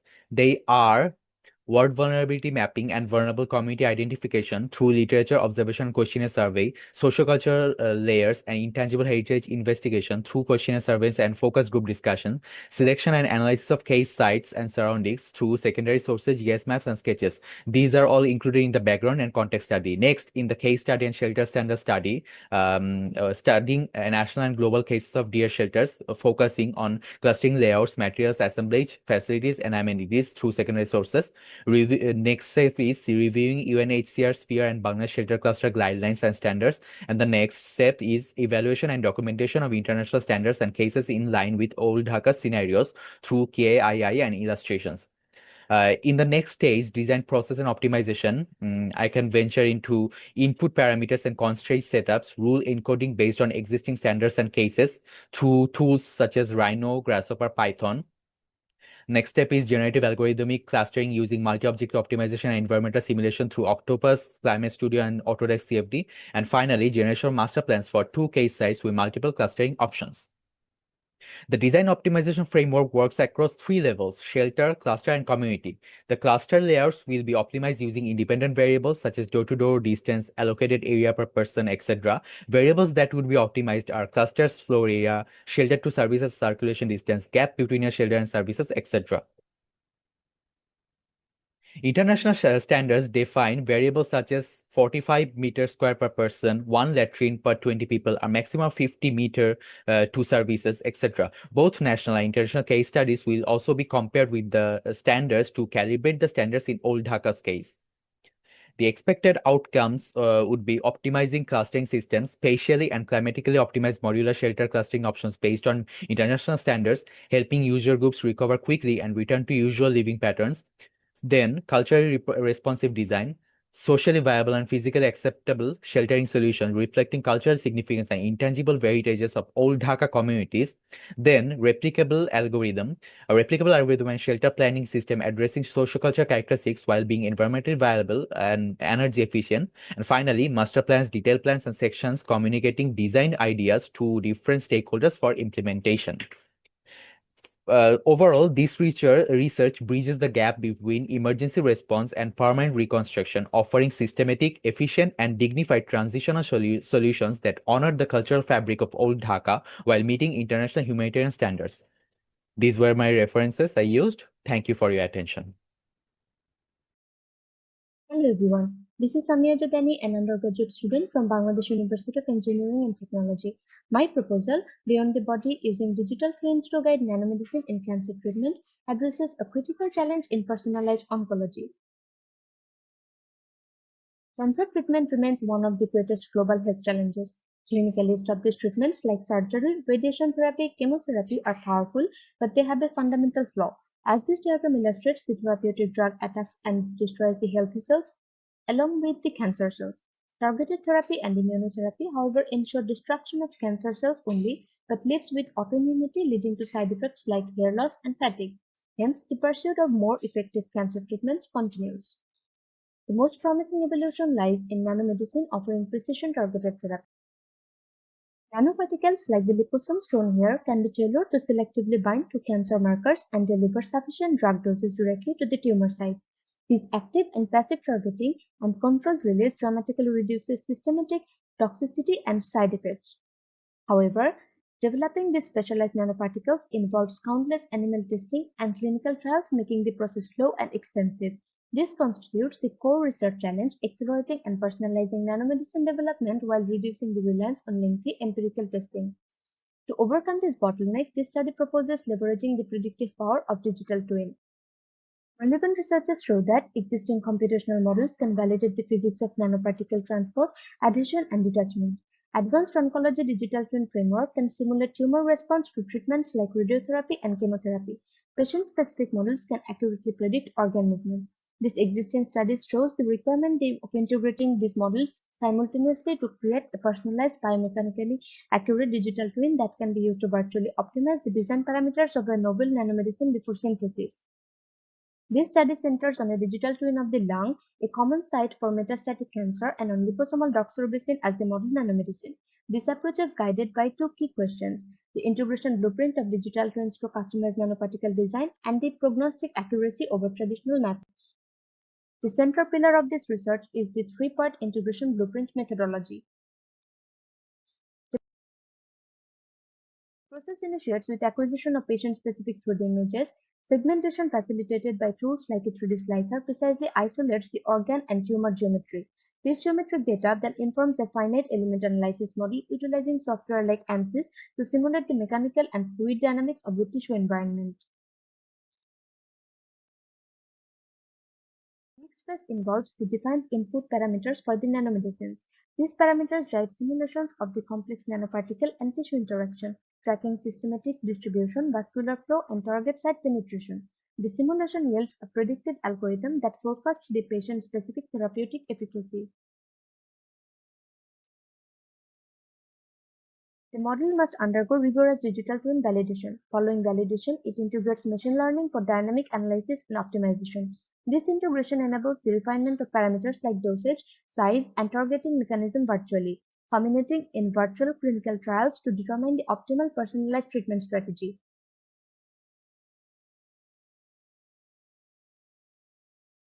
The performance evaluation compares prediction errors between traditional and digital twin integrated models, indicating that the proposed framework delivers markedly lower deviations. This confirms its superior predictive capability and reliability in modeling nanoparticle transport and delivery. Technical constraints accompany this advanced approach, including high computational demand, dependence on consistent imaging quality, and challenges in integrating multi-scale biological process amid tumor heterogeneity. Despite these necessary considerations, the potential impact is revolutionary. This framework will enable personalized cancer treatment, accelerate nanomedicine development by offering a rapid virtual screening platform, and possess the capacity for extension to other organs and nanomedicines. Thank you so much for your attention.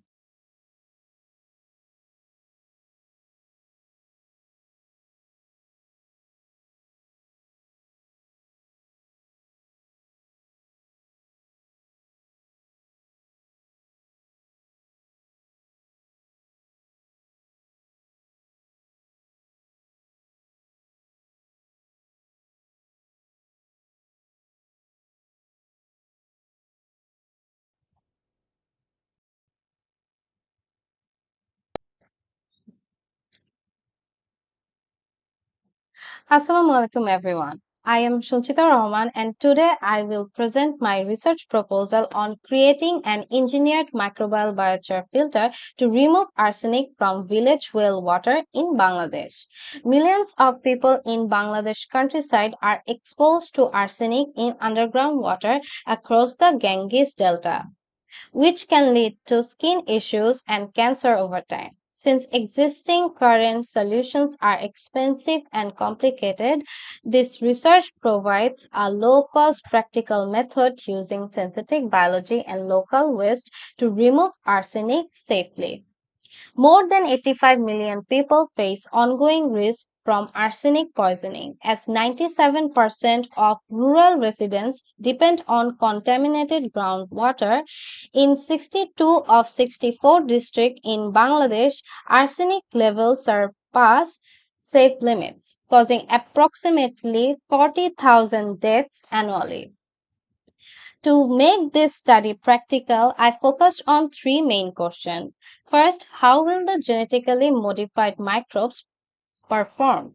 Second, how local biochar can be improved to boost microbial attachment and arsenic removal. And third, how effectively the filter system works and lasts over time in real rural settings.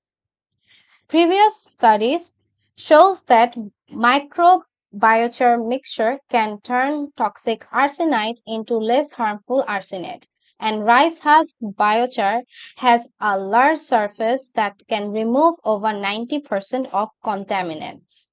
Natural microbial activity in Bangladeshi wells also supports developing effective strains. However, challenges remain such as limited genetic control, little testing in continuous flow systems, and reliance on unpredictable native microbes. So this study focused on key main points such as keeping the gene stable for reliable arsenic removal, testing the filter's long-term performance, and checking the engineered genes stay stable in real-world conditions. To tackle these gaps, the methodology uses 5 phases. Phase 1 develops a system to convert mobile arsenic into a capturable form using a safe bacterial strain carrying a specific arsenic oxidizing gene. The gene is integrated into the chromosome for stability, and antibiotic resistant genes are removed for safety. Phase 2 focuses on making the filter. Local rice husks are heated and treated to increase porosity and strength. Iron and manganese help capture arsenic, and engineered microbes are attached to biochar to keep them active during continuous use.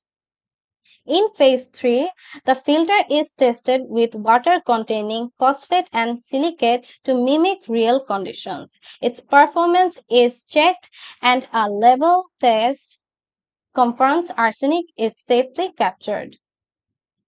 Phase 4 checks safety. Gene transfer to natural microbes is monitored.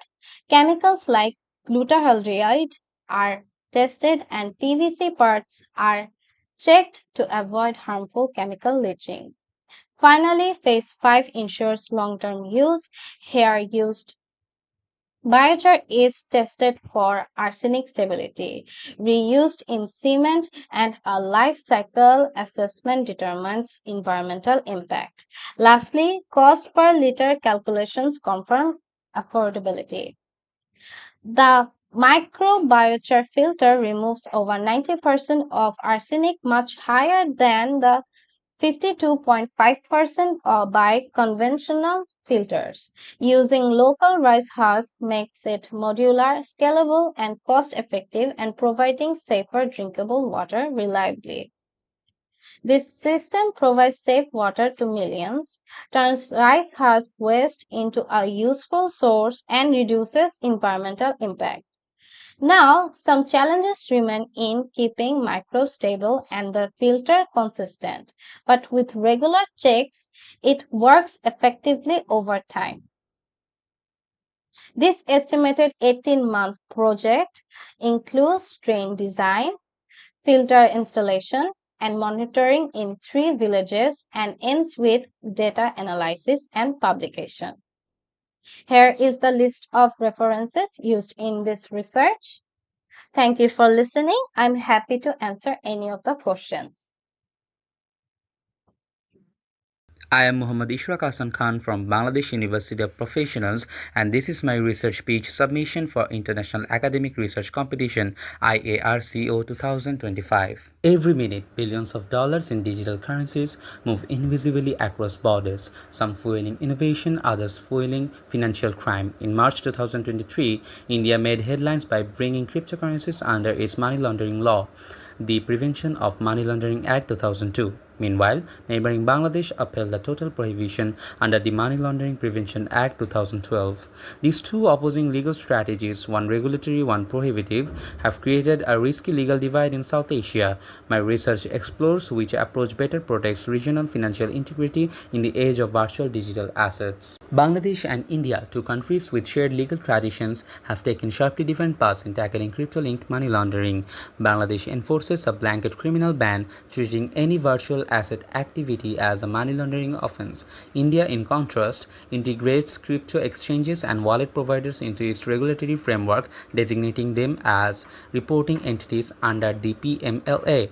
The result, a dangerous jurisdictional imbalance, one that enables illicit actors to exploit the legal gap between prohibition and regulation. This phenomenon is known as regulatory arbitrage. The finance minister has said the biggest risk of cryptocurrency could be money laundering as well as its use for financing terror. Listen in. I think the biggest risk for all countries across the board will be on the money laundering aspect and also on the aspect of currency being used for financing terror. Regulation using technology is the only answer, but regulation using technology will have to be so adept and so nimble that it has to not be behind the curve but be sure that it is on the top of it. This research asked three key questions. First, how do MLPA 2012 and the PMLA 2002 differ in defining and regulating virtual digital assets? Second, does Bangladesh's blanket prohibition truly reduce risk, or does it simply push crypto activity underground? And third, can Bangladesh adopt a risk-based regulatory model like India's while remaining compliant with Financial Action Task Force standards? The objectives are: 1. To identify statutory and definitional gaps between the two laws. 2. To evaluate which enforcement strategy, penal or procedural, is more effective. 3. To propose legal reforms for harmonization between BFIU and FIU India, strengthening cross-border AML cooperation. The study uses a comparative doctrinal legal analysis. It examines the legal texts, enforcement mechanisms, and judicial interpretations of both countries to understand how their laws function in practice. The analysis unfolds in three steps. 1. Doctrinal dissection, analyzing statutory definitions like proceeds of crime and their application to virtual assets. 2. Enforcement comparison, contrasting Bangladesh's penal sanctions with India's compliance obligations such as KYC and customer due diligence. 3. Risk synthesis, assessing which model better prevents money laundering without stifling innovation.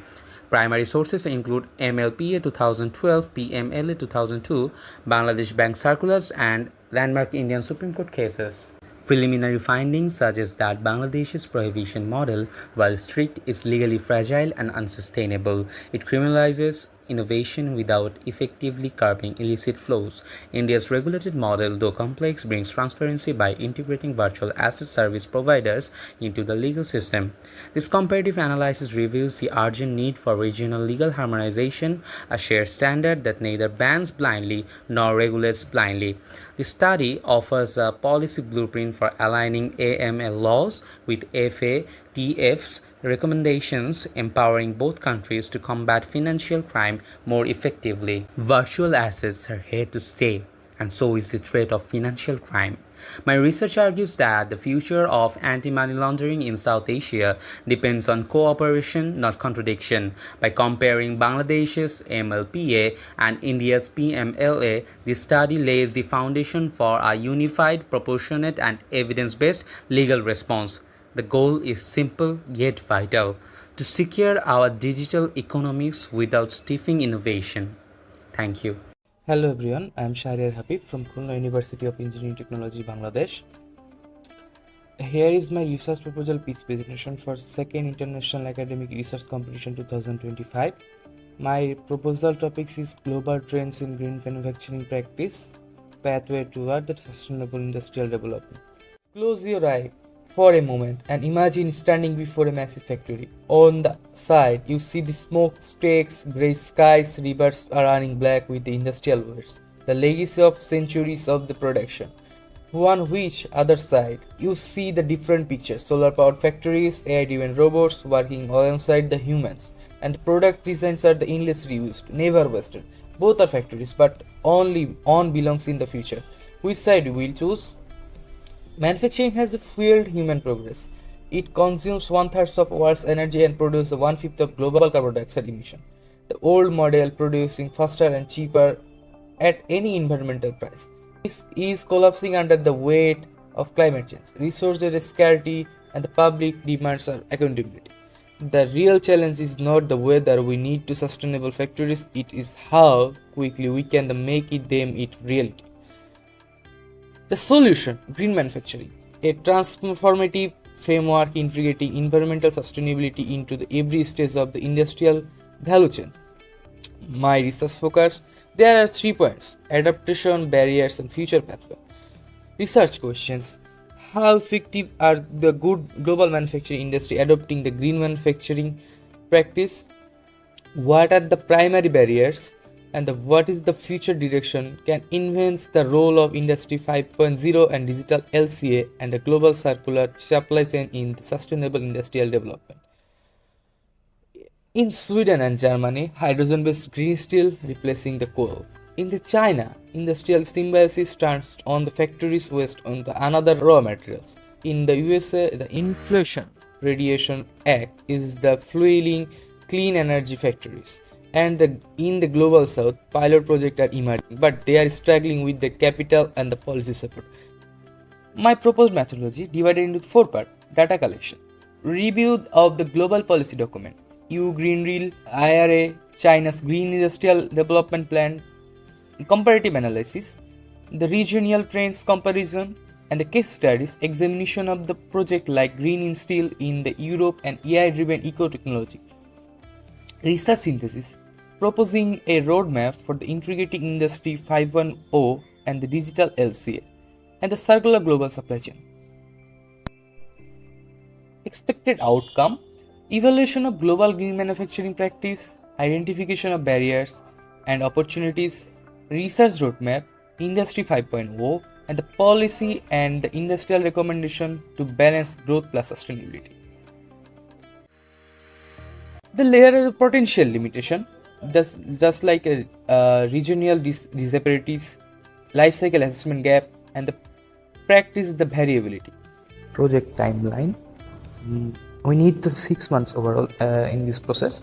The first 3 months we will do some literature review, policy analysis, comparative analysis, and the case study evaluation. And the month 4 and 5, thematic synthesis and roadmap development and the draft report. And the month 6 will the review and editing and submission for the publications. Conclusion: my research is about helping us reach the future by aligning policy, technology, and sustainability. I aim chart pathway toward the industry that protect the planet while the driving prosperity. The factories of the future are not the distant dream. They are being built today. The question is, will we accelerate fast enough to meet the challenge of tomorrows? Here is the reference, and thank you for watching. Hello, I'm Sheikh Samuel Islam from the Department of Textile Engineering at Maulana Bhashani Science and Technology University. My project is titled Textile Trash to Cancer Treatment, Upcycling Polyester Fabric Waste into Nitrogen-Doped Carbon Quantum Dots for Tumor Targeting and Cancer Therapy. This project is submitted to International Academic Research Competition 2025. Firstly, I would like to share some background or inspiration behind our study. Bangladesh is the second largest exporter of ready-made garments in the world right after China, contributing over 80% of our export earnings and employing millions of workers. But behind this success, there lies a serious problem: a huge amount of textile waste produced every year.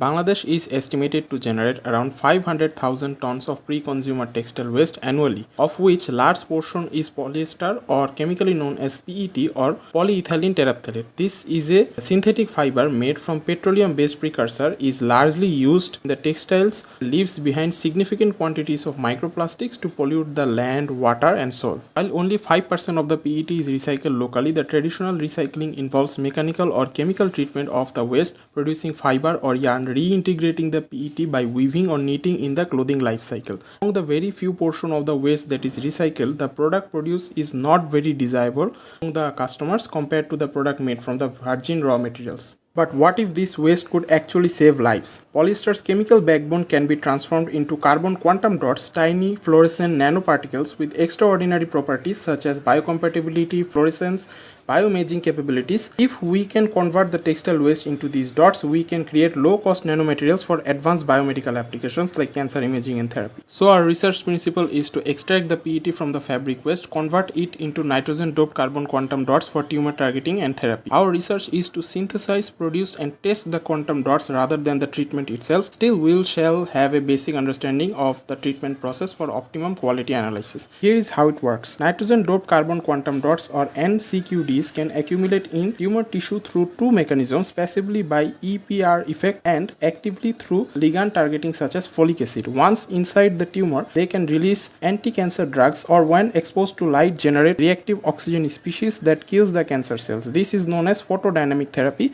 Some NCQDs can even convert the light into heat, destroying the cancer cells by photothermal ablation. Here are the research questions. Can the polyester fabric waste be efficiently converted into high quality NCQDs suitable for biomedical use? How do the doping and passivation improve their optical and biocompatible properties? Can the NCQDs selectively target the cancer cells for dual imaging and therapy? This is the overall pipeline of my research, each of the point which I will be discussing next. Step 1. The feedstock and pre-treatment. First, the discarded polyester fabric waste is collected, cleaned, shredded into 1 to 2 mm flakes. Then they undergo microwave-assisted glycolysis, which breaks the long polymer chains into shorter PET oligomers, forming a carbon source for the quantum dots. Step 2. The synthesis of CQDs. Next, the PET oligomers are mixed with water and nitrogen precursor and placed in a Teflon-lined autoclave. Under the hydrothermal condition, this mixture forms a carbon quantum dots with bright near-infrared emission, which is ideal for deep tissue imaging. Step 3. The nitrogen doping. During synthesis, urea or ethyl diamine introduces nitrogen atoms into the carbon lattice. This boosts the quantum yield, shifts the fluorescence towards the red or NIR, and enhances the photodynamic efficiency. Step 4. The surface passivation and functionalization. To improve the stability and safety, the NCQDs are phagylated, forming a protective hydrophilic coating. Then the folic acid is attached using the EDC or NHS coupling chemistry so that the nanodots can recognize and bind sufficiently to the tumor cells, overexpressing the folate receptors. Step 5. The purification and quality control. The synthesized dots are purified by centrifugation and dialysis to remove impurities. Optical and structural properties are verified using UV, VIS, photoluminescence spectroscopy, and elemental analysis to ensure purity and consistency. Step 6. In vitro assays and photodynamic testing. Finally, their biological performance is evaluated through vitro assays. Cytotoxicity is tested on both cancer and normal cell lines using MTT and LRMR2. Confocal microscopy visualizes targeted uptake, while the ROS assays such as DCFHDA and SOSG confirms the light-induced generation of reactive oxygen species, proof of cancer cell destruction. The expected outcomes are innovative and sustainable approach for upcycling discarded polyester, production of biocompatible NRI-emitting nitrogen-doped carbon quantum dots for tumor imaging, and proof of concept demonstration of dual-use diagnostic nanomaterials. The project follows a 7-month-long roadmap. Here we can see. In conclusion, as the textile production grows, the polyester waste will continue to rise. My project offers a way to reuse this non-degradable material while producing cutting-edge nanomaterials that could revolutionize cancer diagnostic and therapy. Here are the references for the proposal. Lastly, thank you for watching. Imagine living without fresh water. Can you live there? This is becoming a reality for millions of people living along the 710-kilometer-long coastal belt of Bangladesh. Over 1 million hectares of land in coastal areas are affected by salinity intrusion. এই জায়গার মানুষরা ধান লাগাতো, তাতে করে সংসার চলতো, বাড়িরও ক্ষেতখন্দ করা যেত, কোনো কিছু ফেলাইলেও একটা ফল হতো, তা খেয়েও 1-2 শ্বাস কাটান যেত। এখন এই লবণ পানির জন্য কিছু হয় না। Greetings everyone, I am Sidratul Muntaha Shishir and today I am presenting my research proposal, Understanding Farmers' Perceptions and Adaptive Responses to Climate Change-Induced Saltwater Intrusion, a mixed method study from coastal Satkhira, Bangladesh. Bangladesh, the world's largest delta, is among the most climate vulnerable regions on Earth. Rising sea levels, intensified tidal surges, and shifting rainfall patterns are increasingly threatening coastal agriculture and the livelihoods of millions. Among these challenges, saltwater intrusion, where seawater encroaches into freshwater and farmland, has emerged as a critical hazard, degrading soil, reducing crop yields, and forcing farmers to adapt under extreme pressure. Satkhira district exemplifies this crisis. Smallholder farmers cultivating rice, vegetables, and shrimp are confronting unprecedented environmental and socio-economic stress. The study explored how farmers perceive these impacts and which adaptive strategies they employ to sustain productivity and resilience. By bridging perception and practice, evaluating coping strategies, and uncovering the social, cultural, and economic drivers of adaptation, this research will provide actionable insights for policy, resilience planning, and community-based intervention, safeguarding the delta, its people, and its vital agricultural landscapes. This study seeks to answer 2 central questions. First, how do farmers in Satkhira perceive the impacts of climate change-driven saltwater intrusion on their agricultural practices and livelihoods? Second, what adaptive strategies have been adopted and how effective are they in sustaining productivity and community resilience? The objectives are to assess these impacts, identify local adaptation strategies, examine gaps in policy and technology, and recommend evidence-based intervention for long-term sustainability. Significant gaps remain in existing research. Farmer coping mechanisms are underexplored, socioeconomic influences on adaptation are unclear, and the effectiveness of existing strategies is rarely evaluated. Furthermore, the integration of indigenous and modern practices and the link between awareness and education remain insufficient. Addressing these gaps will enable future-ready, scalable solutions for vulnerable coastal communities. We will adopt a mixed methods case study in Shamnagar and Ashashoni Upojelas of Satkira. Our target group includes smallholder farmers cultivating rice, vegetables, and shrimp. Using a multi-stage sampling approach, 3 villages per Upojala will be randomly selected, surveying 180 households. Quantitative data will be collected via structured questionnaires on socioeconomic profiles, salinity perceptions, and coping strategies. Qualitative insights will be gathered through 6 focus group discussion and key informant interviews with agricultural officers, NGOs, and local leaders. Data will be analyzed using descriptive statistics, chi-square space, logistic regression, and thematic coding via in vivo. Triangulation will ensure robust, reliable, and comprehensive finding. This is my project plan and timelines, and this can be done within 6 months. There are some potential drawbacks. If we use a representative sample, we can mitigate the limited access to remote villagers. If we schedule surveys strategically and incorporate historical data, we can mitigate the limitation seasonal variation affecting data. If we triangulate surveys with field observation, potential bias in self-reported information will be mitigated. And if we focus on critical indicators and employ efficient data collection, resources and time constraint will be mitigated. In conclusion, this study will empower vulnerable coastal communities to transition from crisis to resilience, from survival to sustainability. By combining scientific evidence with local knowledge, we can conserve our land, protect livelihoods, and ensure that Delta thrives for future generations. So, together, let's turn the tide from crisis to conservation and from survival to sustainability. Thank you, everyone.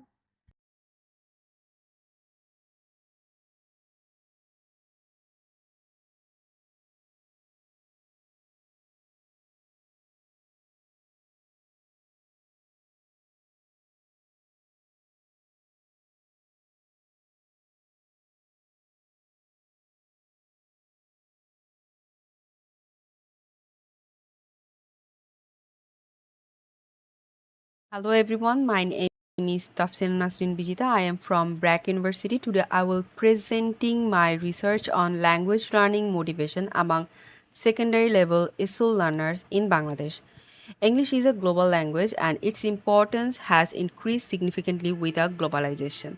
However, ESOL learners, particularly in non-native countries like Bangladesh, often face numerous challenges when trying to learn English. These challenges can range from teachers' biases to lack proper resources.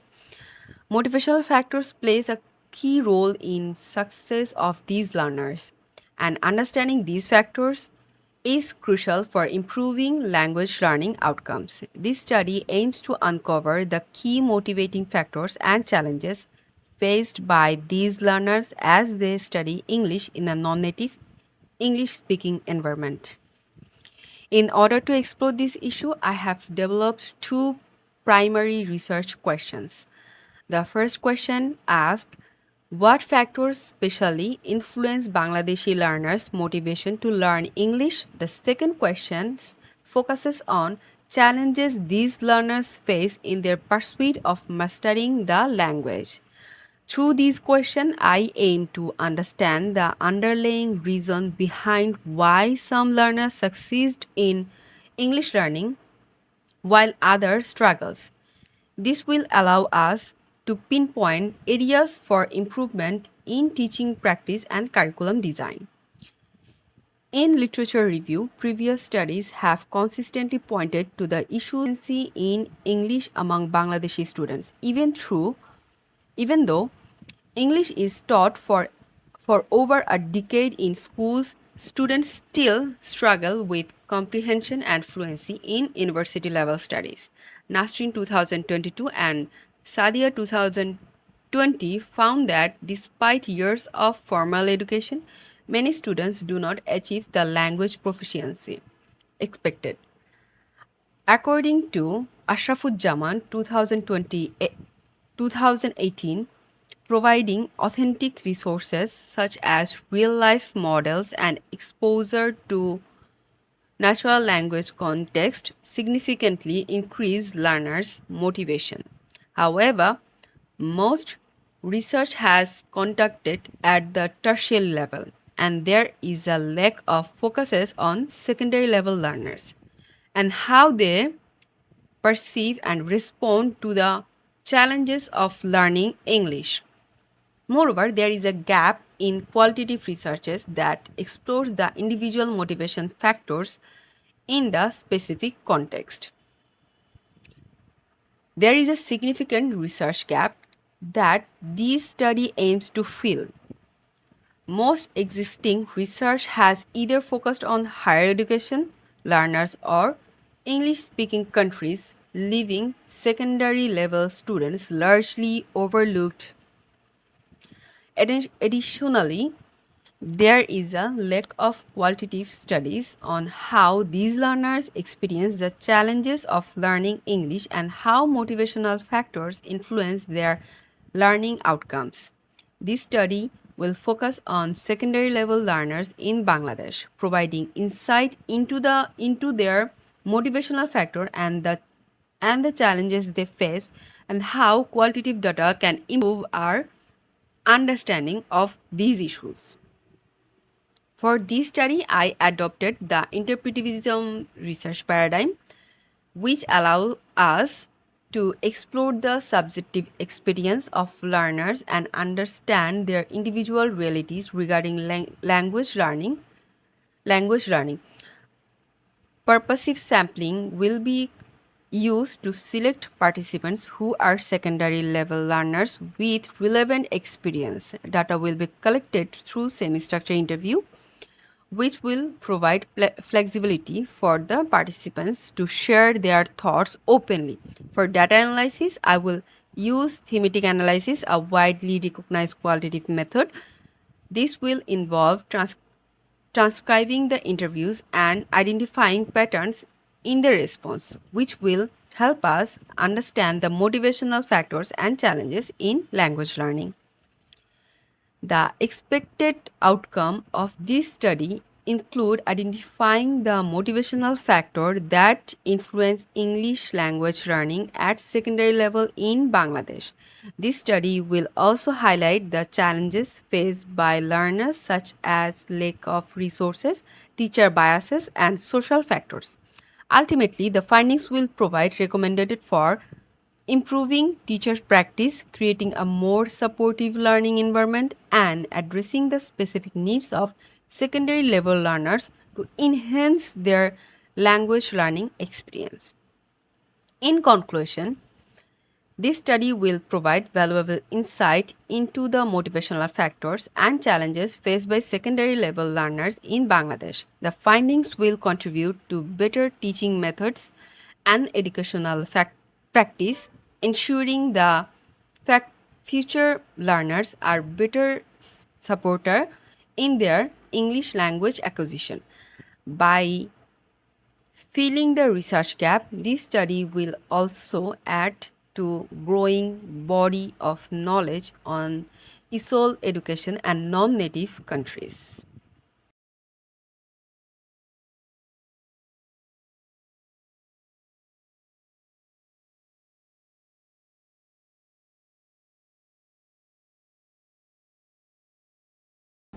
Hello everyone, this is Tashfia Siddiqua, currently studying Electrical and Electronic Engineering at Bangladesh University of Engineering and Technology. Today I am going to present my research proposal titled Reinforcement Learning Based Sensor Deployment for Urban Micronetwork PM2.5 Mapping, a case study of Dhaka.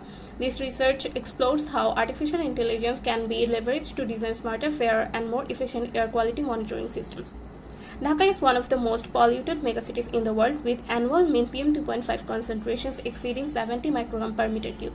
According to a 2024 report by the Center for Research on Energy and Clean Air, Each year, air pollution causes 9,485 premature births and results in the loss of 263 million working days. These statistics clearly highlight the urgent need for a more detailed, data-driven approach to monitor and manage air quality.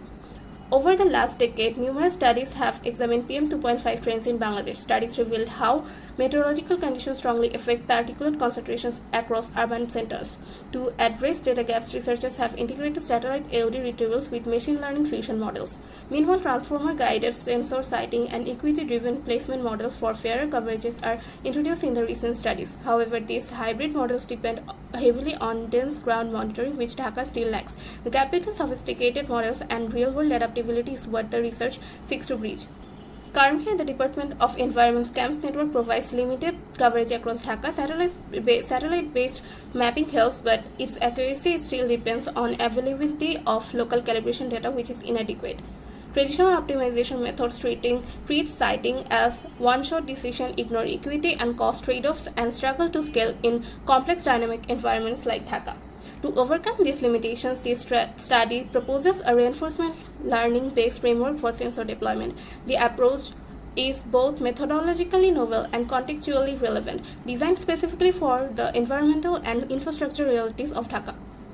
This proposal is guided by three central questions. Can reinforcement learning be effectively used to learn optimal deployment strategy for low-cost air quality sensor micronetworks in Dhaka? How does RL-based deployment compare against baseline methods? To what extent can RL deployment policies account for spatial heterogeneity, equity in coverage, and other parameters? Our methodology follows a structured data-driven pipeline, and the steps are presented here. First of all, data collection and pre-processing.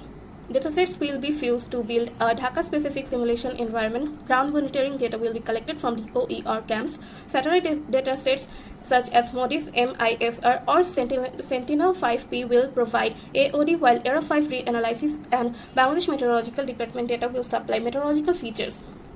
Sensor placement will be defined as a Markov decision process MDP with the stated parameters, and the reward will be defined as negative RMCE of PM 2.5 reconstructions with additional penalties for inequitable coverage.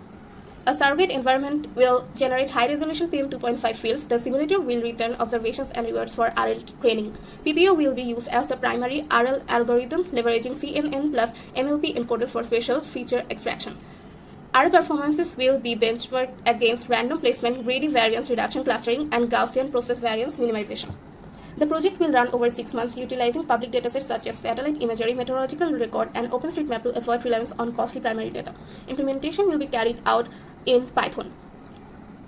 We expect RL train-based policies to outperform the classical methods, achieving higher mapping accuracy, lower RMAC, and improved word level. And the findings aim to guide cost-effective and equitable air quality for other rapidly urbanizing megacities facing similar challenges. The project relies on satellite-derived data and limited ground truth, which may introduce bias and reduce accuracy. Computational complexity for large spatial grids and data gaps in local monitoring networks may constrain robustness. Ethically, only publicly available aggregated data will be used. In short term, the project will refine RL policies. Medium-term efforts will focus on piloting small-scale sensor micronetworks in collaboration with NGOs and municipal bodies. And in long term, the framework will be extended to hybrid mobile fixed deployments, multi-pollutant mapping. Here are the references addressed in the research proposal. In a nutshell, this research combines cutting-edge AI with real-world environmental challenges. That's all from my side. For further queries, feel free to send me a mail. Thank you. Designing a factory-level roadmap for circular transition in Bangladesh's R&D sector, a mixed methods approach. The global fashion industry still follows a linear model, take, make, dispose, which consumes huge amount of water and energy and generates massive textile waste. In Bangladesh, the ready-made garment sector is the backbone of our economy, employing over 4 million people, but it also contributes heavily to resource use and pollution. While some circular initiatives like recycling and closed-loop production have started, most practices remain fragmented. This creates an urgent need for a clear, practical roadmap to guide factories toward a sustainable circular model. That's where my research comes in. What's the research aim? To pilot and conceptually design a roadmap for transitioning from linear to circular models in Bangladesh R&D industry by integrating SSCM and CE practices using a mixed methods approach. Some research question we are facing. How are skilled Bangladeshi garment factories currently implementing circular practices within their supply chains? What are the key enablers and barriers to moving from linear to circular models in these factories? How do quantitative measures of sustainability performance relate to qualitative perceptions of CE practices at the factory level? Introduction. Current initiatives in Bangladesh R&D sector. Some isolated initiatives have appeared, such as Reverse Resource Digital Waste Marketplace and Philotex Limited closed loop production. But most CE practices are still fragmented and largely confined to recycling. Sustainable supply chain management offers an operational backbone for implementing CE by embedding environmental and social criteria into sourcing, production, and distribution decisions. Yet, evidence of how SSCM and CE interact inside Bangladesh factories is scarce. Importance of the research. In the long term, such knowledge can help Bangladesh strengthen its competitiveness, meet sustainable development goals, and serve as a model for other developing countries answering to circular fashion.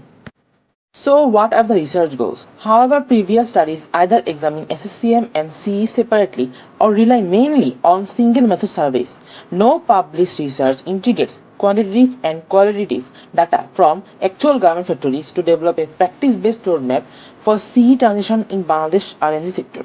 This study addresses that gap by piloting a mixed method case study approach to design such a roadmap.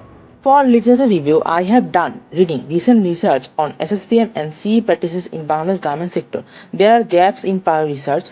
This literature gap informs the focus of the present study on developing a conceptual practice-based roadmap by piloting a mixed method case study approach. For proposed methodology, I will collect data from 3 to 4 sustainability-oriented garments factories in Dhaka and Nayanganj. Around 40 to 50 managers will be surveyed and about 10 will be interviewed to explore circular economy and sustainable supply chain practices. For quantitative analysis, survey data will be analyzed using descriptive statistics and exploratory PLSM to explore links between SSM practice, CE adoption, and sustainability performance. Quality data analysis. Interview data will be thermally coded to identify recurring barriers, enablers, and contextual insights about circular economy implementation. Step 4. Triangulation and roadmap design. I will combine findings from both phases to identify patterns and consider design a factory-level roadmap for circular transition, validation, and reclamation. The roadmap will be validated through an expert focus group and refined into practical recommendation for policy and industry action. The research will run for 4 months. The expected outcome is a pilot framework integrating SSCM and CE practices at factory level that identifies key enablers and barriers to circular transition in Bangladesh R&D sector.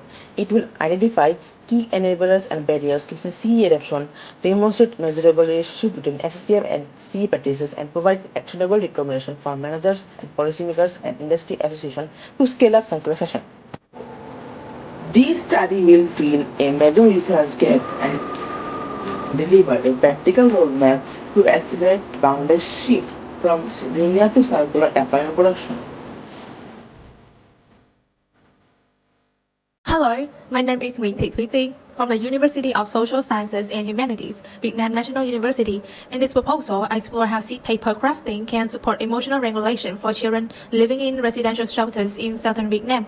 This project grows from a question I've carried for years. How can we turn pain into growth and make the transformation visible, even for a child? Children in residential shelters are among the most vulnerable groups. Previous studies have indicated that this group often experiences adversity and is highly exposed to mental health problems due to parental absence, trauma, or unstable living environment. In Vietnam, the need is urgent. Ho Chi Minh City alone hosts more than 100 children's shelters, but most lack professional psychological support due to financial and staffing constraints. According to UNICEF, about 1/5 of Vietnamese children and adolescents experience mental health concerns, which accentuates the demand for low-cost and accessible methods of emotional regulation.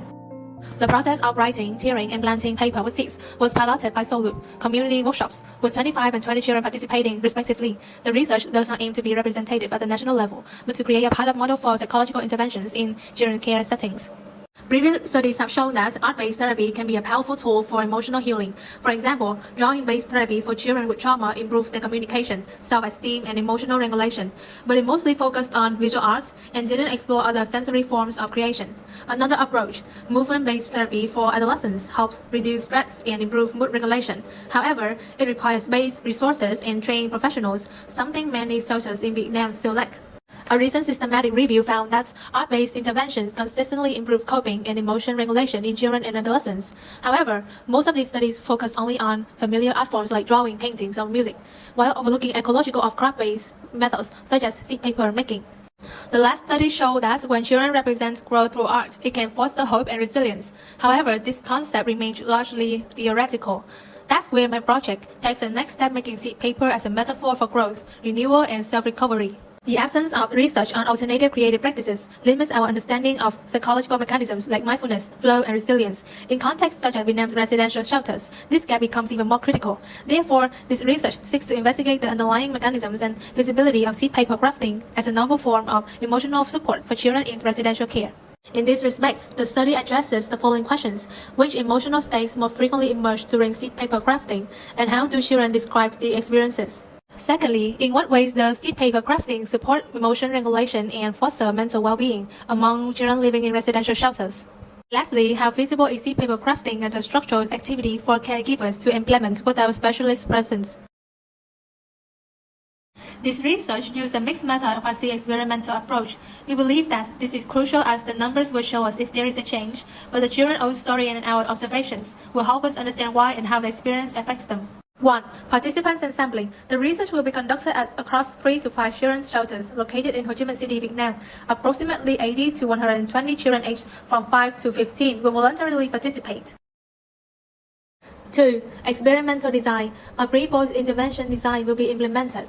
A. Control group. Children who participate in a simple drawing or coloring activity representing a standard art-based therapy. B. Experimental group. Children who engage in seed paper crafting sessions guided by solo framework. Both activities will be held in small groups from 8 to 10 participants over 2 sessions. Each will last for 60 minutes and supervised by trained facilitators and caregivers. 3. Data collection procedures. Data will be gathered through 3 complementary methods. A. Pre-post self-report survey, questionnaire for children and adolescents, and child stress scale. B. Behavioral observation. Observers will code behaviors following the standardized observation checklist derived from the mindfulness-based intervention observational scale. C. Semi-structured interviews. After completing the sessions, short interview ranging from 5 to 10 minutes with selected children and caregivers. 4. Data analysis. We plan to analyze the 2 streams of data both independently and together. Quantitative analysis. We will use pair t-tests to examine within group changes from pre to post activity. To compare outcomes between the experimental and control groups, we will employ the ANOVA or mixed effects model, which can account for the nested structure of our data, children within shelters.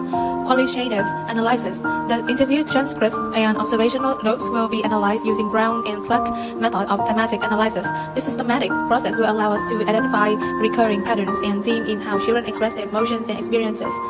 Triangulation. Finally, we will integrate the findings from both datasets. This methodological triangulation will strengthen the credibility and validity of our conclusions, providing a more complete picture of the intervention's impact. Parental consent and the child's voluntary consent will be obtained. Participants will consent to the 6 main ethical principles guidelines in the psychological research, including informed consent, protection from harm, right to withdraw, confidentiality, debriefing, and deception. What can this project change for children and the community? We expected 3 main outcomes. 1. Emotional growth for children. 2. Practical support for caregivers. And 3. Community and environmental impact. While this project shows real promise, there are still some limitations to acknowledge. First, the study only involves a few shelters in Ho Chi Minh City and the southern of Vietnam, so its finding may not represent every care setting in Vietnam. Secondly, the observation period is quite short, and emotional changes are measured right after the activity, not over time. And finally, because the children report their own feelings, the results might be influenced by the comfort level or the facilitator presence. Still, each limitation helps share the next step, guiding us towards stronger and more inclusive research in the future. Furthermore, future study could expand to other region or age groups to examine how cultural and environmental factors influence emotional outcomes.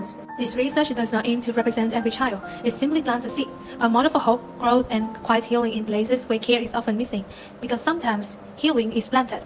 Thank you for listening.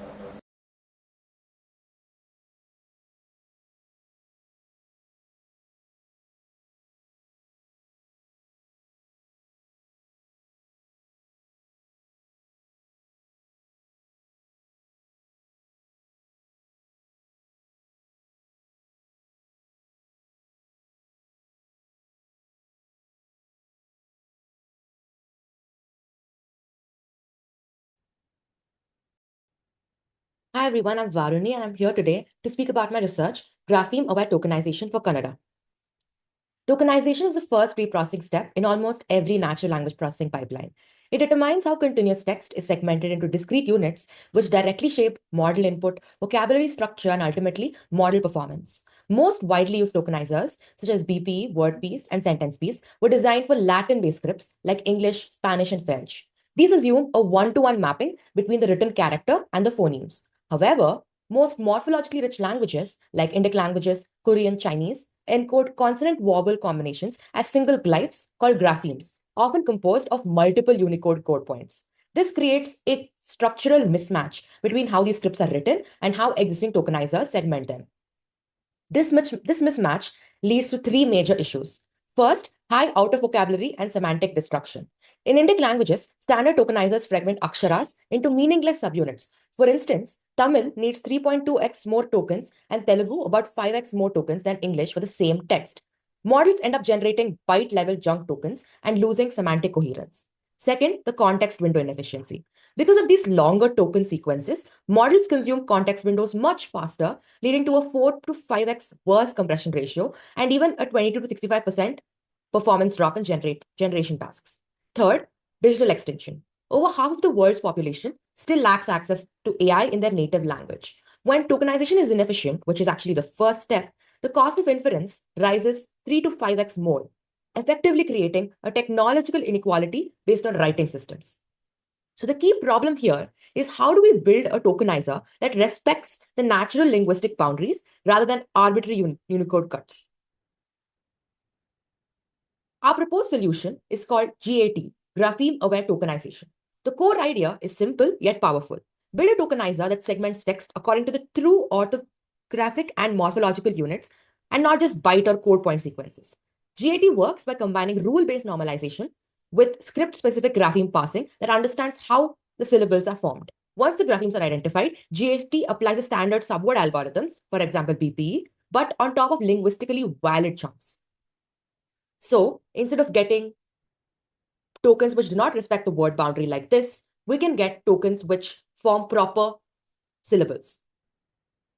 Coming to the core of the algorithm, it goes through each word, character in a word, and builds grapheme step by step. If the character is a vowel, consonant, or a number, it starts a new grapheme. If it's a halanta, which is a linking sign, it follows by another consonant, then it's part of the same consonant cluster. Otherwise, if it's a diacritic or a sign, it attaches the current grapheme to the modified sound. And anything else like punctuations just get added as its own token. And this is an iterative process. We have evaluated this algorithm on a dataset of 4.5 million Kannada sentences taken from the Samantha and Kannada Instruct Corpora. I just want to note here that this algorithm, while applied for Kannada in the research, can be applied for any other morphologically rich language, and the results will be good. Coming to the quantitative results, we evaluate GAT using three metrics: compression ratio, fertility, and throughput. We can see that across the vocabulary sizes, GAT maintains a consistently low compression ratio, which means that we have better linguistic efficiency, fewer tokens to represent the same text. We have a low fertility, which indicates that we have reduced redundancy, and a faster throughput, which is actually a direct translation of the high compression ratio. In 32K vocabulary size, we almost see a 1.1 million characters per second speed, whereas the others still are stuck in the thousands. Now, evaluating this on just intrinsic metrics are not enough. It's not enough for a tokenizer to just look efficient on paper, but we need to know whether it's actually helpful, and it helps models understand the language better. We test GAT on a Kannada news classification task, which has around 6,300 labels, and we see that ours outperforms all other tokenizers with a 94% accuracy. Coming to the conclusion to this research, I want to draw attention of the research community to the urgent need for linguistically informed tokenization frameworks, especially for low-resource languages, which are morphologically rich, non-Latin, and which remain invisible to today's AI systems. Thank you.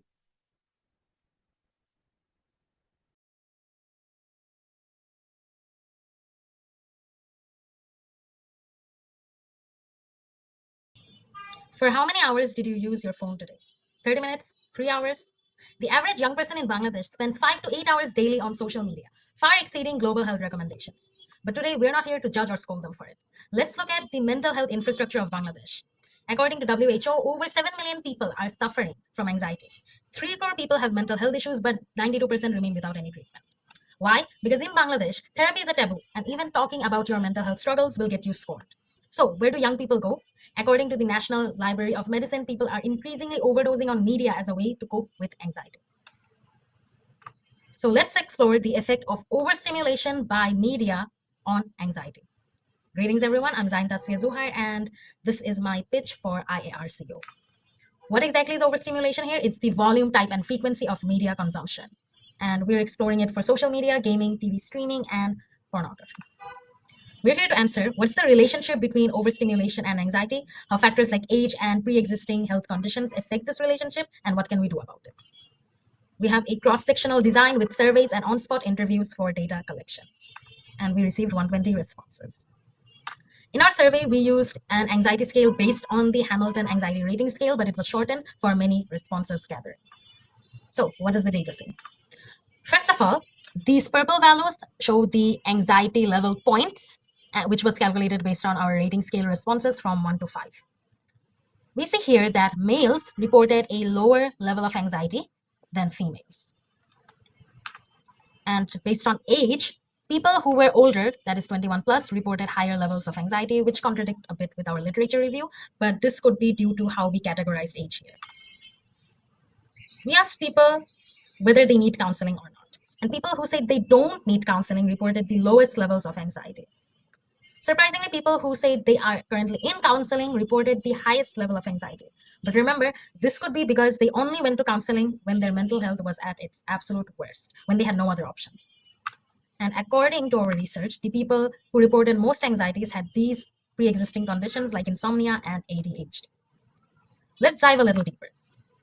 What we've seen is that when it comes to different types of entertainment media, using it for less than 1 hour affects males worse than females.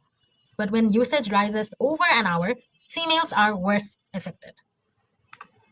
When it comes to age, the lowest amount of anxiety was reported by younger, under 20 people who used less than 1 hour of pornography, and the highest levels were reported by streaming service users who were age 21 plus. When usage rises, social media users reported the highest anxiety, especially the younger ones, and the lowest anxiety was reported by older people who used video games for over 1 hour.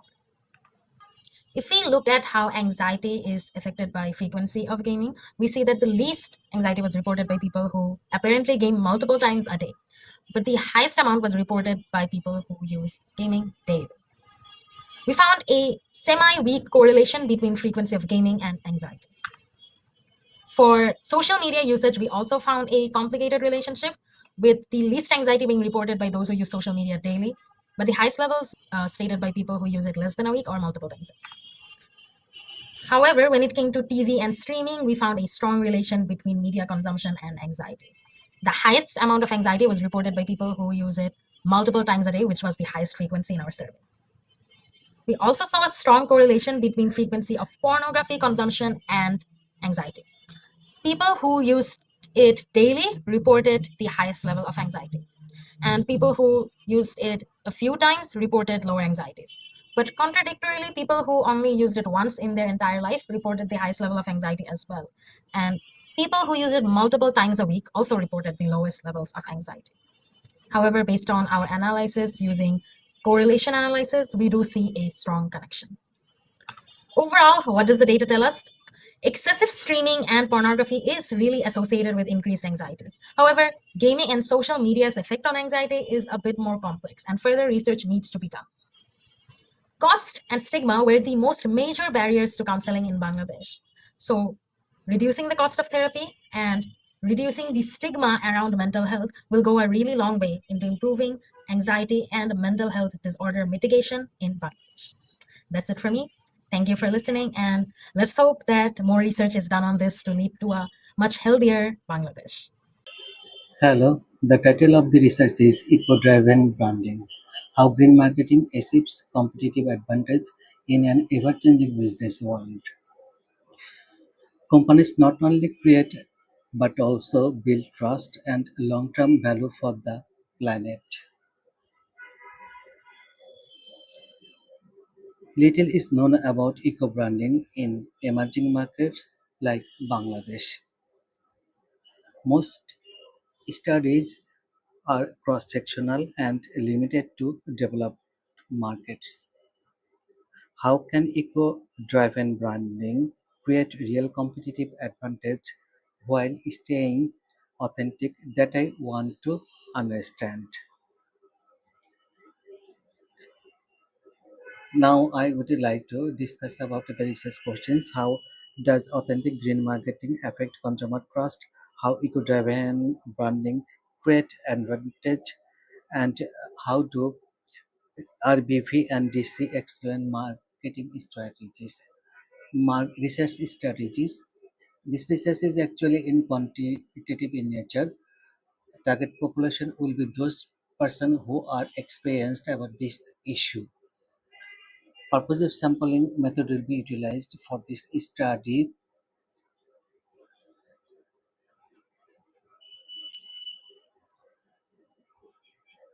ACM guidelines and G-power analysis will be utilized for the gathered data analysis. Multiple data collection method will be utilized for this research. Say for example, Google Forms, telephone interviews, complex question we will use physical interview technique. Mediators, capability, trust, loyalty. Ethical consideration should be strictly maintained. Voluntary participation confidentially will be ensured. The data will be used only for research. Here I have used some important research articles, and when I will do the final research, then I will get uh, more research article that is relevant to this research. So thanks for your time and patience. I hope it will bring a good result for this.